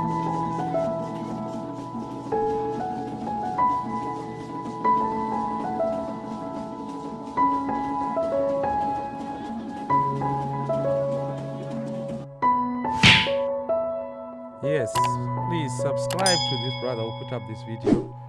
Kanye, Africa Kanye. Africa Kanye. Africa Kanye. Yes, please subscribe to them. Now, I think I've been sitting here too long. You know, I started 2 p.m., I think 2 p.m. English time, and now it's 20 past 2. How many hours have I done? I don't know. How many hours is that? 2 to 2. I don't know. 12 hours? Right. So I'm going to finish at 3 English time, which is going to be 10 p.m. in the Bahamas, and in Ghana, I think it's going to be Yahoo. Come on, Yahoo, wake up. Where are you? Wake up. See, Anwar is still up here. So I'll finish up at 3 a.m. And because I've been sitting here too long, I need to do some workout. Yeah, some of you, I think, are going to bed. But if you're in the Bahamas, you could do some bit of workout. Yeah, a bit of workout, man. Keep healthy. Right. So let's see what workout have we got. I think my brother is going to do the introduction to this one. I am sure about that.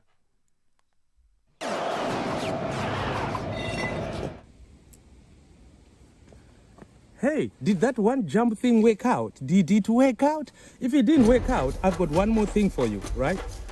This one more thing is going to be 10 different ways to work out, okay? Burn those cardio, I don't know, it's called cardio, carbo, whatever. Tell me what it's called, right? If you want to burn that, there is these 10 tricks, 10 advices. Check it out and then you can keep healthy because we've been sitting down for a long time.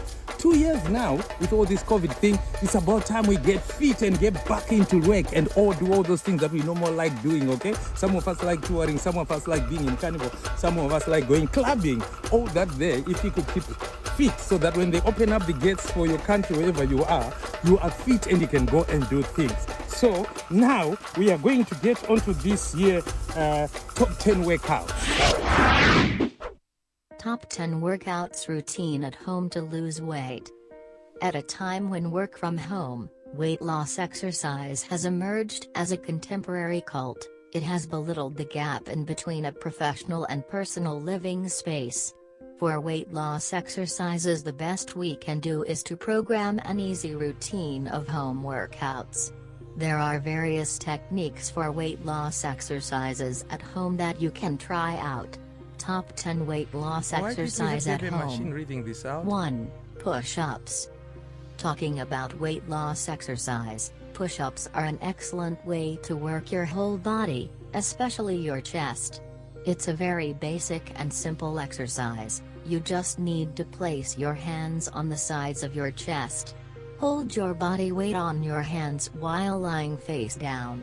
Attaining your weight loss exercise goals, slowly lift your body as a single unit and lower it back to the initial position by bending your elbow.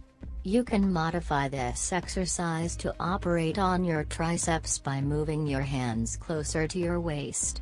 If it seems hard in the beginning, then you can keep your knees bent and commit ahead to your weight loss exercise as mentioned in the next technique. 2. Bridge. Frisking ahead on your weight loss exercise, bridge is an easy exercise to do at home. One just needs to lie down on their back and bend their knees with their feet on the ground. Now simply lift your hip and lower it back to the original position and keep repeating for a minimum of 15 times in a set and witness the magic of weight loss exercise. 3. Skater jumps. Coming to the next weight loss exercise, skater jumps is a good cardio exercise and a simple leg exercise at home. Implying this weight loss exercise correct, get into a semi-squat position and then leap to one side and land on the leg whose side you are jumping to and repeat the same on the other side. 4. Plank roll. This is another amazing weight loss exercise for your abs, getting your bricks of the stomach in place. To perform this weight loss exercise perfectly, you need to bring your body to a plank position with your body supported by your toes and your forearms, and then bring the knee on one side to the elbow on the same side. Now repeat on the other side. Make sure that this shifts the weight from one side to the other, giving you great endurance in your arms and getting your weight loss exercise goals achieved. 5. Squats. This is among excellent weight loss exercises at home for beginners and advanced level training. To perform this weight loss exercise, you need to start with your feet at the same distance as the shoulders and then lower the hip as if you are sitting on a chair. You just need to make sure that the knee stays in line with your ankle and come back to the starting point and repeat. Squats are known as one of the best body sculpture and weight loss exercises in a time of tight schedules attaining other work processes. 6. Walking lunges. Lunges are a great muscle and weight loss exercise for the legs that also works best for your core. To perform this weight loss exercise, you need to start with your feet together and take one big step with your right leg. Then reduce the knee of the left leg to the floor and bring the knee back to the initial position and repeat on the opposite side. 7. Jump ropes. This is the easiest cardio weight loss exercise at home. Seems to be an ordinary weight loss exercise, Jump ropes can be started with setting simple sets and then proceed on to more complex arm patterns and types of skipping such as double unders. 8. Back extension. Back extension is also known as the Superman exercise and is a great back exercise at home, helping as a pivotal weight loss exercise. To do this simple weight loss exercise, you need to lie down face front and then in one go lift your arms to your ears and your legs in the air as far up as you can. You can keep the head straight to get a complete extension in your back and hold for a few seconds and go back to the initial position. 9. Side plank drops. This is another easy weight loss exercise that works perfect for your arms, core, back, and leg. This weight loss exercise can be done by lying on your side. Now you will have to line your elbow under the shoulder and then lift your body such that the entire weight is supported on the toes and the elbow. Now raise and lower only your hips and repeat on the other side. 10. Crunches. This is an excellent weight loss exercise to lose belly fat. To do this weight loss exercise, you need to lie down on your back and bend your knees and place your hands on your chest or behind your head, and next is to pull the belly button back and contract your abs to raise the shoulder blade. You will have to make sure your neck is straight and that you are not using your arms to pull the upper body up and lower to the starting position.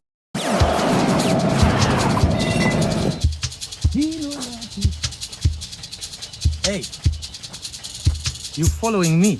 You are following me. Now look, what I'm trying to do here is to see about trees, right?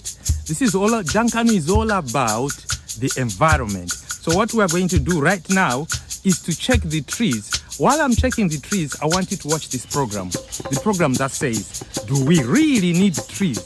Yes, watch that. Over to you. Did you know that algae and trees were the first forms of life on Earth 5 million years ago? It was because they produced oxygen that human beings could evolve so quickly. Today, there are billions of people inhabiting our planet, and our living environment has undergone many changes. Do we still need trees? Absolutely!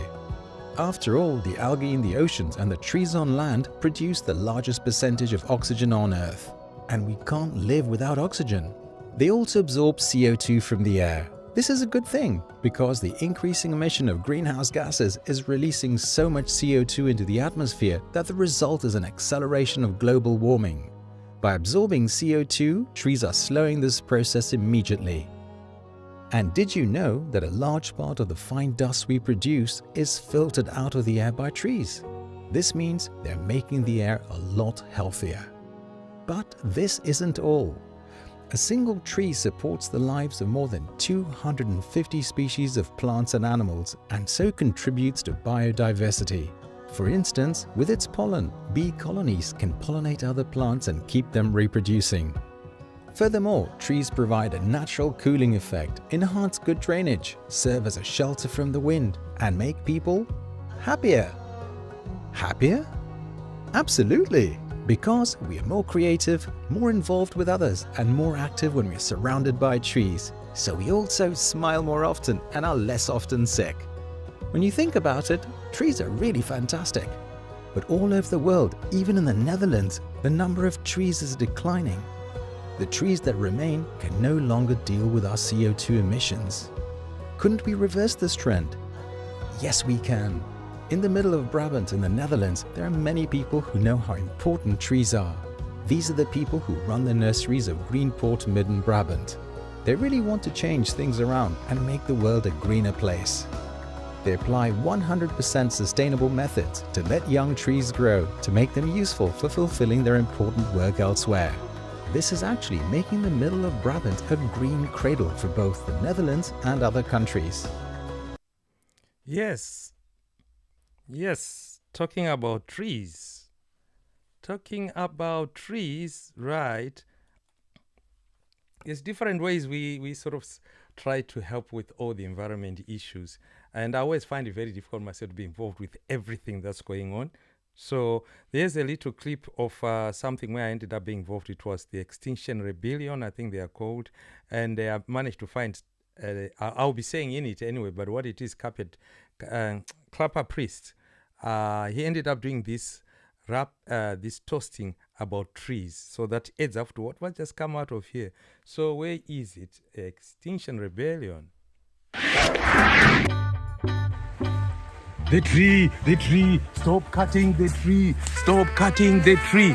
Wow, the one that's coming up now is a video that I made when I got invited to by Extinction Rebellion. Every time I didn't know how to call the name Extinction Rebellion, right? They say come and DJ up there in Oxford Street. I'm like, wow, okay, I'll come. I didn't know anything about them anyway.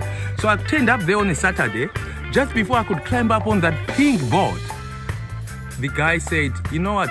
When you climb up there, you're actually confirming that you could be arrested as well. Then I look around, everybody, I had to say this, everybody was middle class except me. And I'm thinking, wow, when the police come, they'll grab the first money they see, that will be me. So I said, no, I'm not doing it. So I didn't do it. Then I went home and I read about Extinction Rebellion. There's such an organized organization. I found out they got solicitors and all sorts of things, so you can't just be arrested randomly. So the next day I went and I said, yeah, I want my job back. I want to be a DJ. So they got me to climb up there and I was watching people being arrested and all sorts of things like that. I climb up there and I spin my music. And I spin, and I spin, and I spin. What were people doing? Dancing, yeah. Then I look into the crowd. Hey, who's there? Clapper Priest was there. Then I said, Clapper, you take the mic. You go on, do your thing. You know what he did? He did the most amazing improvisation about the environment. He's saying about the trees. Don't cut the trees. Don't cut the trees. That's what he's saying about. So this is it. In Oxford, in the middle of Oxford Circus. Yeah? And this is it, Clapper Priest and me. So I mean, this the rapping thing. I'm only going to show what Clapper Priest did because that's relevant to Janganu. It's relevant to the environment. Stop cutting the trees. See you again.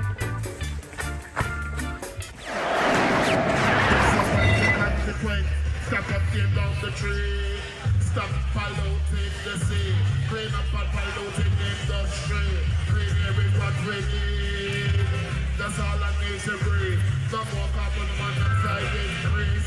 Bring back the lead. So we take this high place. We need the bees to pollinate the trees. The flowers, the twigs and the leaves. Clean up the seas, mining on iron mineries.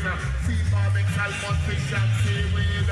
Stop polluting in the waterways and the environmental protection. That's what it will take. No more nuclear mistake. For God's sake, the picture break and this can take. But it might be too late to let you sit there and not have that to wait. The planet is the place. Stop thinking about exploring space. Stop cutting down the tree. Stop polluting the seas. We cannot do without a photosynthesis. UV, sunlight, rainwater, and a mineral in the side. All of the insects and the fungi. To leave the trees in the arms of time. Leave it fuel, leave the filter, carbon monoxide. Fall into the ground and break it down to fertilizer. That oxygenated the atmosphere at night. Stop cutting down the trees. Please leave those trees alone. Because the birds in the leave alone. The bees so they're only in the corner. Leave the fish alone. Clean up the seas, their home. There's so much plastic in the system they found. There was only one planet Earth our home. Yo, Pax. Clapper Priest. Wakati wachati deve zavana pakati chimbati subani ilipoteze tichiona kuti iti ukaze pando pasi tino garane vino veza tinoda yete kuchengeta hiro dengara tino garane avavano vano tino panira kuchengeta iyo muri yetu vana papana kamani wachitawa I don't know what the monkey would say. Clapper Priest, thank you. Looks my time is going now. Thank you for listening. I'll see you next time.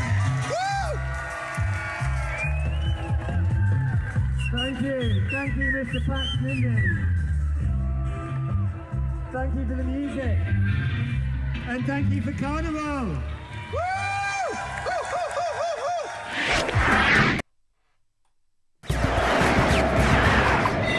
Hey. Now listen, in the Bahamas, they got so many of these Janganu groups, right?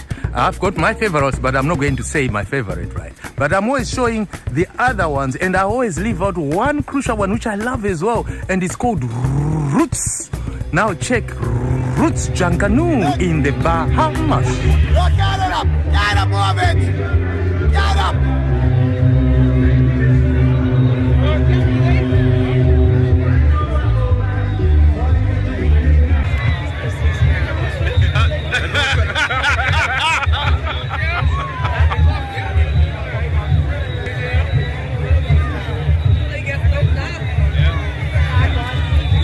Oh boy.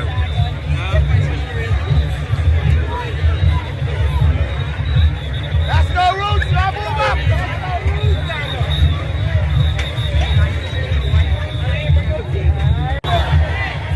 Come on, Roots. Don't bring this music. You in this costume look good.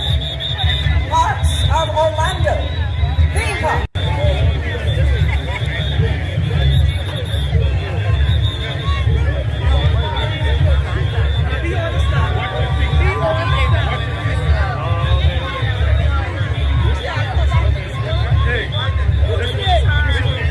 Let's go, Roots! Beat the volley! Beat the volley!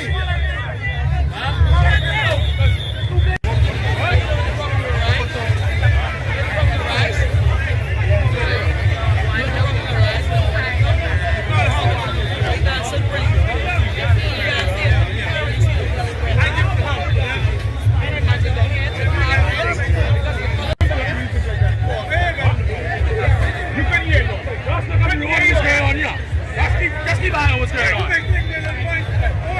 Let's keep what's going on.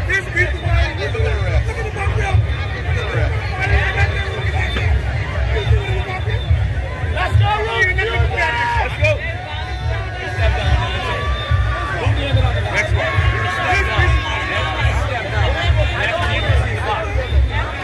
Let's go, ready? Beat that volley! Y'all run this custom! Ladies and gentlemen, Roots to the boulevard! Beat that volley! Let's go! Ladies and gentlemen, the music is about to hit Boston Square. And definitely Roots has word this morning, the colors. Everything is lined up, the absolute artistry of the costumes, ladies and gentlemen. Roots to the Google.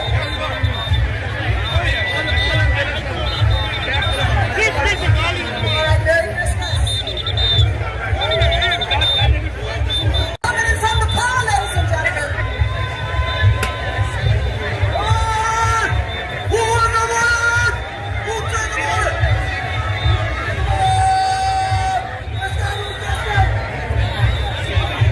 They come in. On the door!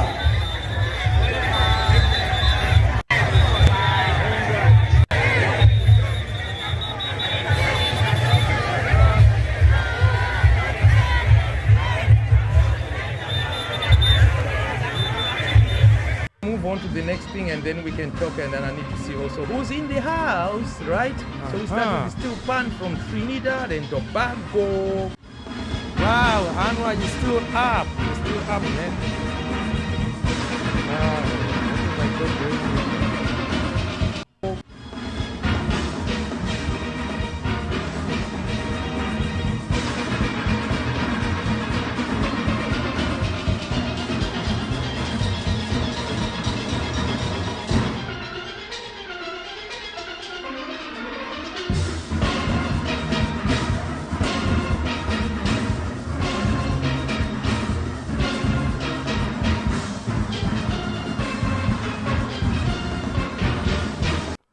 Yeah, so these are some of the videos we've done. We've done so many. I think we've got hours and hours of footage, stuff from all over the world, from arts to conversations to chats and all that. Even tonight I had some chats I did in the Bahamas. I couldn't finish any of them. There's so many of them. So I'll be repeating some of them on New Year's Day.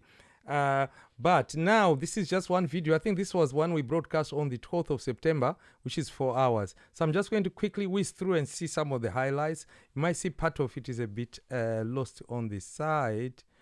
Why is that? Let's see. Okay, so let's start with Exodus. What is he talking about now? Country anyway, so we all got the same good afternoon. It's Angelic, your friend, who's got a problem. You can say good morning or good afternoon because you don't know. You don't know what time it is in the Bahamas. They are behind. Like now, they just got up out of bed, I think. And then who else is in the house? Oh no, Trouble. Trouble. My boss is in the house. Trouble. That's Trouble. Hello, Shero. Oh, come on. What do you mean behave myself? I haven't done anything yet. I haven't started anything yet, right? People are still coming in. So there's still a few of you now, so I can misbehave. And then when everybody's here, I can start behaving. Oh, there comes Comrade Sam Alexander, the amazing Mr. Bake Ashe. We are just about to go into you right now as we speak. But let me see who else is there. All right, so Nadia's in the house, but she's very much, I think she's controlling this one here. She's controlling the Janganu one. So we're going to move on. There's so much stuff, as I say, a lot of stuff coming up, you know, to do with the arts, to do with health. And some of you are new today. You have to know that Jankanu is all about health. It's all about creativity. It's all about avoiding burning the ozone layer, whatever it is. It's about encouraging people to leave the rainforest alone. It's about trying to stop using those heavy generators and diesel and all that. So my brother here, I really appreciate seeing him in Notting Hill, and he always does the best he can. So, ladies and gentlemen, this is Bake Diashe. Wow!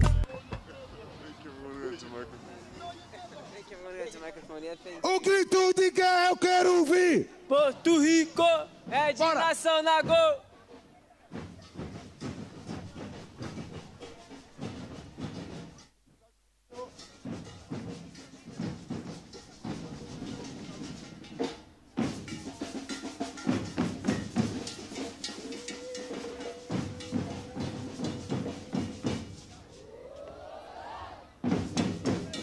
So that was Bake Ashe performance at Notting Hill Carnival, which I think was done just strictly for live streaming, just like anywhere else.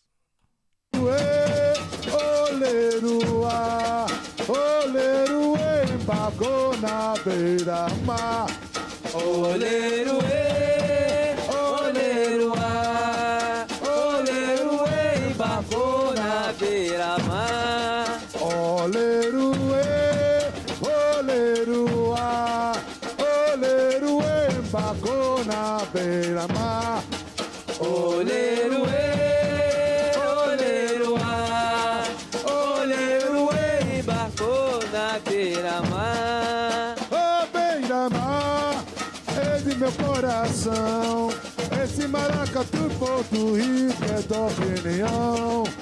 A beira-mar é do meu coração, esse maracatu Porto Rico é da opinião. A beira-mar é de meu coração, esse maracatu Porto Rico é da opinião. A beira-mar é do meu coração, esse maracatu Porto Rico é da opinião. Oleruê, oleruá, oleruê, embarcou na beira-mar. Oleruê, oleruá, oleruê, embarcou na beira-mar. Yeah, blast from the past. I haven't finished yet. I'm just going to go through this particular one, see what happened. Music of resistance from Right. So that was, hey, oh, that's a conversation with Angela. And my friend Sam Alexander, you know, I come from a Zimbabwe land, so I am not sure about the share. But having said that, in Malawi where I live, my village, the river that holds us is Shire River. So whenever somebody says share, I correct them and I say no, it's not share, it's Shire. Anyway, I love promoting some of your work, and also I think one of the key things is we've got one key thing, which is Maracat, Puerto Rico. When you are doing this thing, you remind me a lot of my band, which is Maracat, Puerto Rico. I did show this, I think, a few weeks ago. So keep on the good work, you know, and hopefully we'll all be back there in Brazil. So who else is in the house? Oh, Gita, what happened to you? Gita, you got frozen. Yeah. Let us know if you are back. I might get somebody to call you. And then Tamara, we are playing UDM Samba after 4 things. And oh, she says, well done, Sam. So you guys are in the same page in a way. So yeah, so I'll be playing UDM, which I mistakenly labeled everywhere London's close, some London's close, some London's close Samba. Because of you, Tamara. That's why it nearly ended up being labeled London's close Samba. So now I know it's UDM. I forgot to ask you, what does UDM stand for? What's the boss saying? Oh, you enjoyed Sam, did you hear that? My boss enjoyed your band. That was really good. Now, let's go to this conversation with a lady that most of you know already. This is Angela Chappell from the Arts Council. She's one of these officers. She's always everywhere where Carnival is happening. That's what I'm saying. Even in my introduction, I keep saying she reminds me of myself when I was in the Arts Council. She's always there, and she's the right officer we need to have in the Arts Council. So without any further, why do people say further ado? Because I don't know what that means. I always say it. Without any further ado. Why can't it be further be do, or further si do, or further e do, further q do, further x do, further be do, further da da.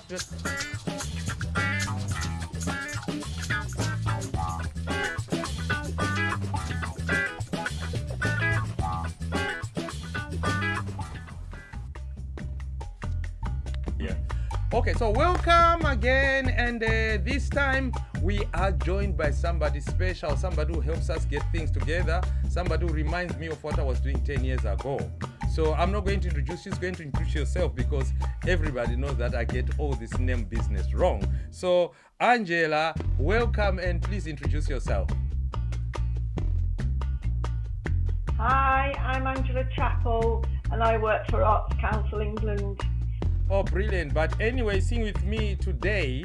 I'm not going to go too much on the Arts Council, because it's very good when you get them when you're actually trying to do your project, but sometimes it can be very boring discussion because absolutely. And yeah. I've been involved in Carnival for over 35 years. Well, so I've only been involved in Arts Council for 11 years.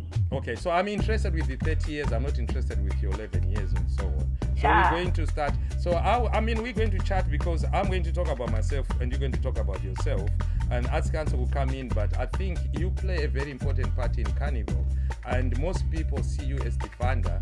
But if somebody strips you like the way I'm going to do, I'm going to strip you off completely. That Arts Council is not there. We're only talking about the Carnival. See, for example, yeah. I myself, I think, hold on, where am I? I'm here. You did ask me before, why did I start this whole Glastonbury will no longer sell plastic it's things bottles, like and this, it like check helps this. in the plastic crisis choking the world, which is great news given that at the 2017 festival, people left approximately 1.3 million bottles flailing in the mud next to giant bags of Rogue stale buns. It's the latest big music industry move towards sustainability. Just last week, the 1975's manager Jamie O'Bourne. Right. So what brought me here is sustainability. Yeah. Every time when I was deciding to do this was some of the things that would come in. That's like, no, I need to do something about it. Yeah. And looking Glastonbury, change and actually say they want to be sustainable. So that really actually is what encouraged me. And you are always in Glastonbury, anyways. You know what happens in Glastonbury. Yeah, and Carnival can be quite sustainable as well, because Carnival is one of the oldest art forms in the world as far as festivals and events go. carnivals that were happening in Europe and were happening in the Caribbean and even in England several hundred years ago. But they were often like people processing or on carts. It only became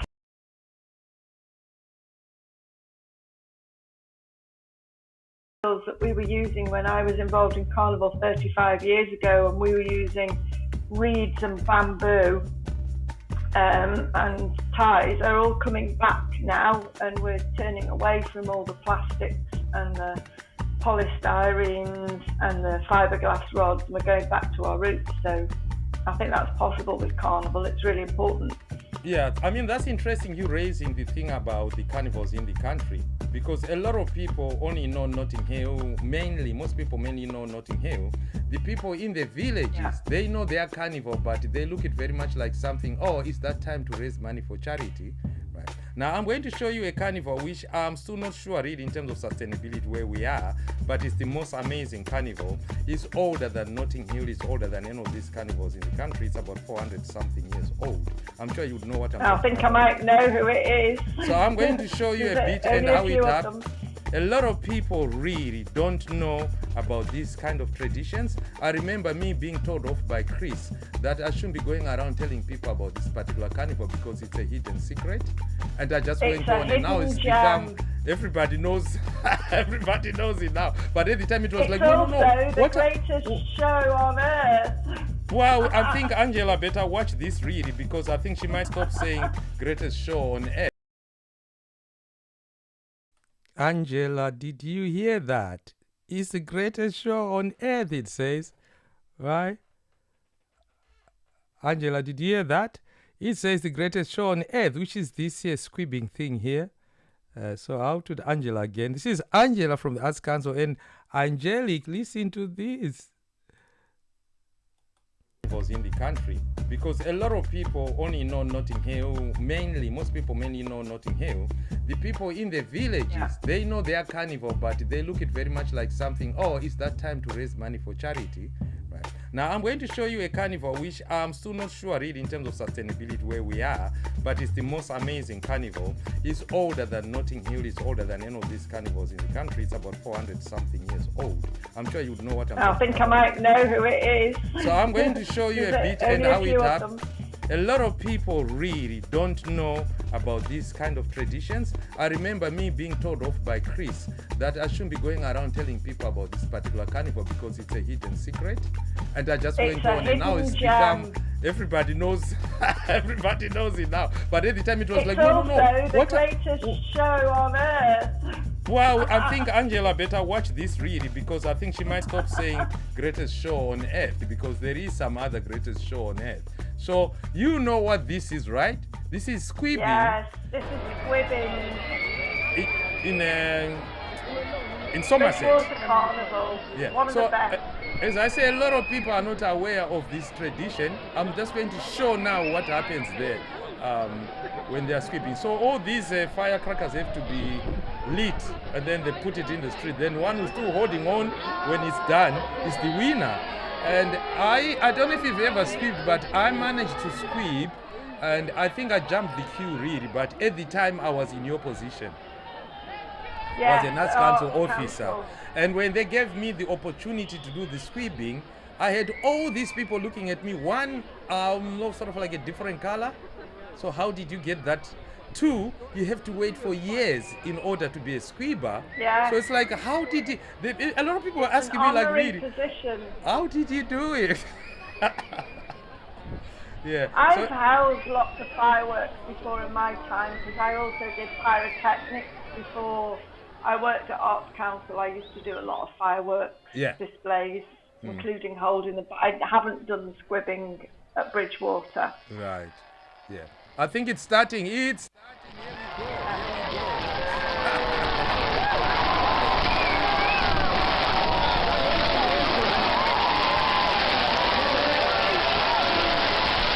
The thing I love about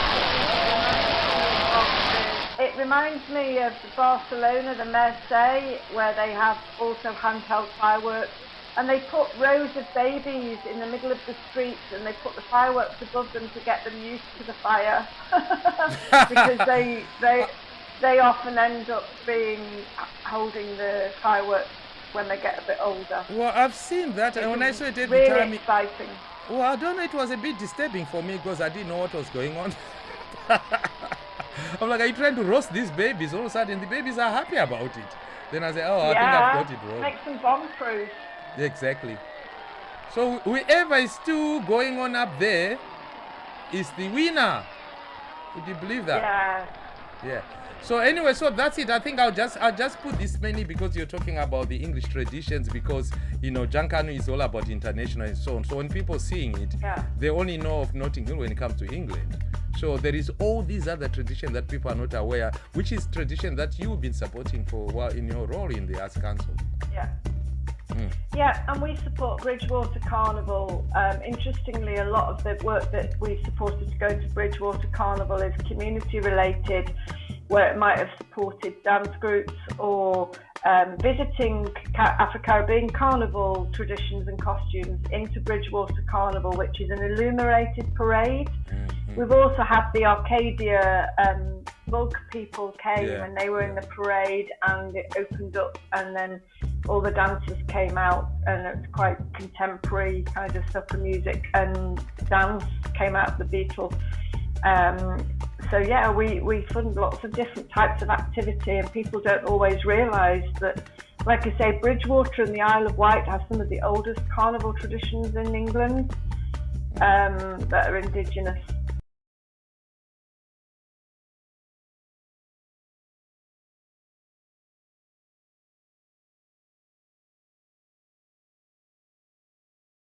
I know, you know, I've been sharing this with her. She has been really taken aback by the story too, you know, and why is it that this man is the one that's so heavily commemorated when, of course, we've had so many different African leaders throughout our history? And even if you're familiar with the history of the area, why was it Junkanoo or Jankwao and not somebody like Oswey Tutu the First? You understand what I'm saying? Who was the founder of the Ashanti Empire, right? And what I found was in Princesstown, paternalistic lenses. You understand? And so through those paternalistic lenses, they then said things like, oh, well, look at them, they're trying to copy us. And then this man, Junkanoo, who actually fought against the British and the Dutch slave trade, is now relegated, and the story has been lost in translation. And of course, I'm sure Angelique discussed this with you a lot of times, and I'm sure you've had the privilege to see our Junkanoo parade. You know, it's not something that's too friendly, you know, and what it seems, based on my research, how it seems is that, and the reason why his name is also attached to it, is in the Western Hemisphere, these originally began as reenactments of the battles that Jan Kwao would have had. For example, the Battle of Fort Meadowcross, when he fought against the British, and he actually damaged the British and defeated the British, and he waited until Christmas Day to do this. It was his military strategy to wait until Christmas Day to raid these European forts. You understand? So we could see now, you know, among the greatest singers, South African national football team warming sounds like boys to men. It's in their blood. The kids. There is two and so on.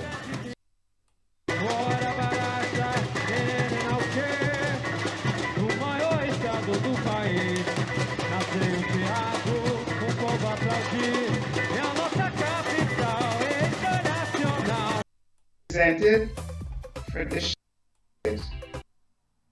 which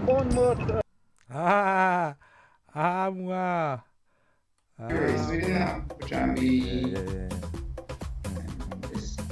again, this is the Anansi story.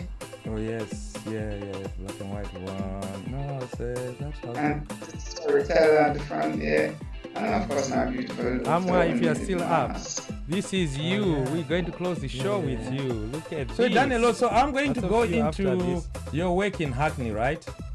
And your presentation. I think it was because our last carnival, everybody can find the video.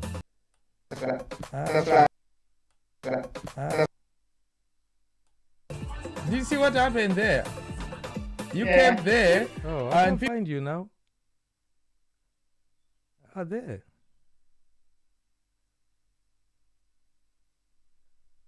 Come on.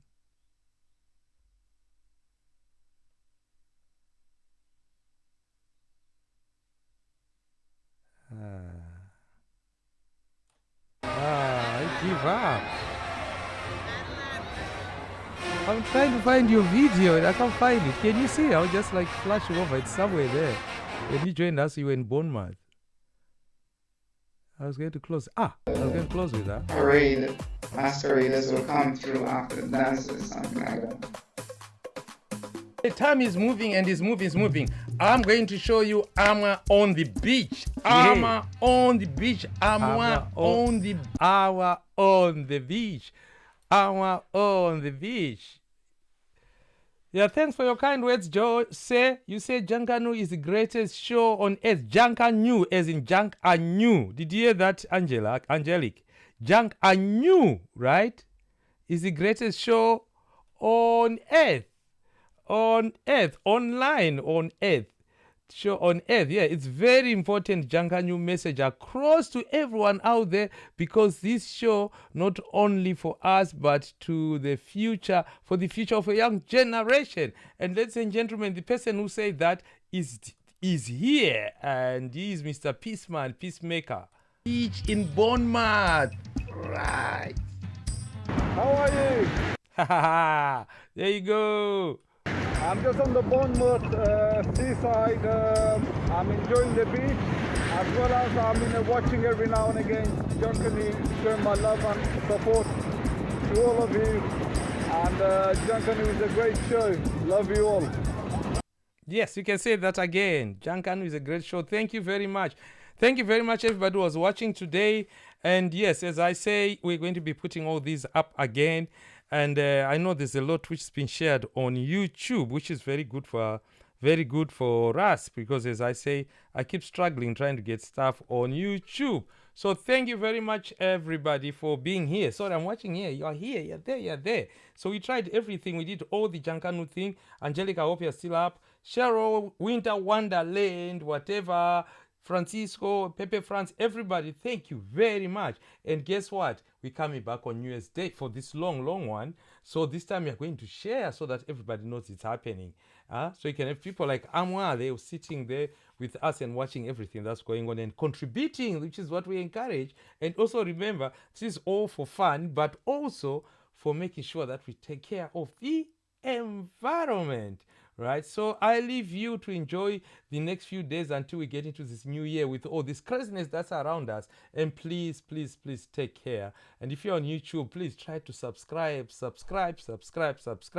We are trying to build an audience so that we can keep doing this work to a point where it can actually cover its own cost. At the moment, everything we are doing voluntary because we enjoy doing it. We are doing it. So anyway, have a nice break if you are having a break, and if you are working, please stay safe.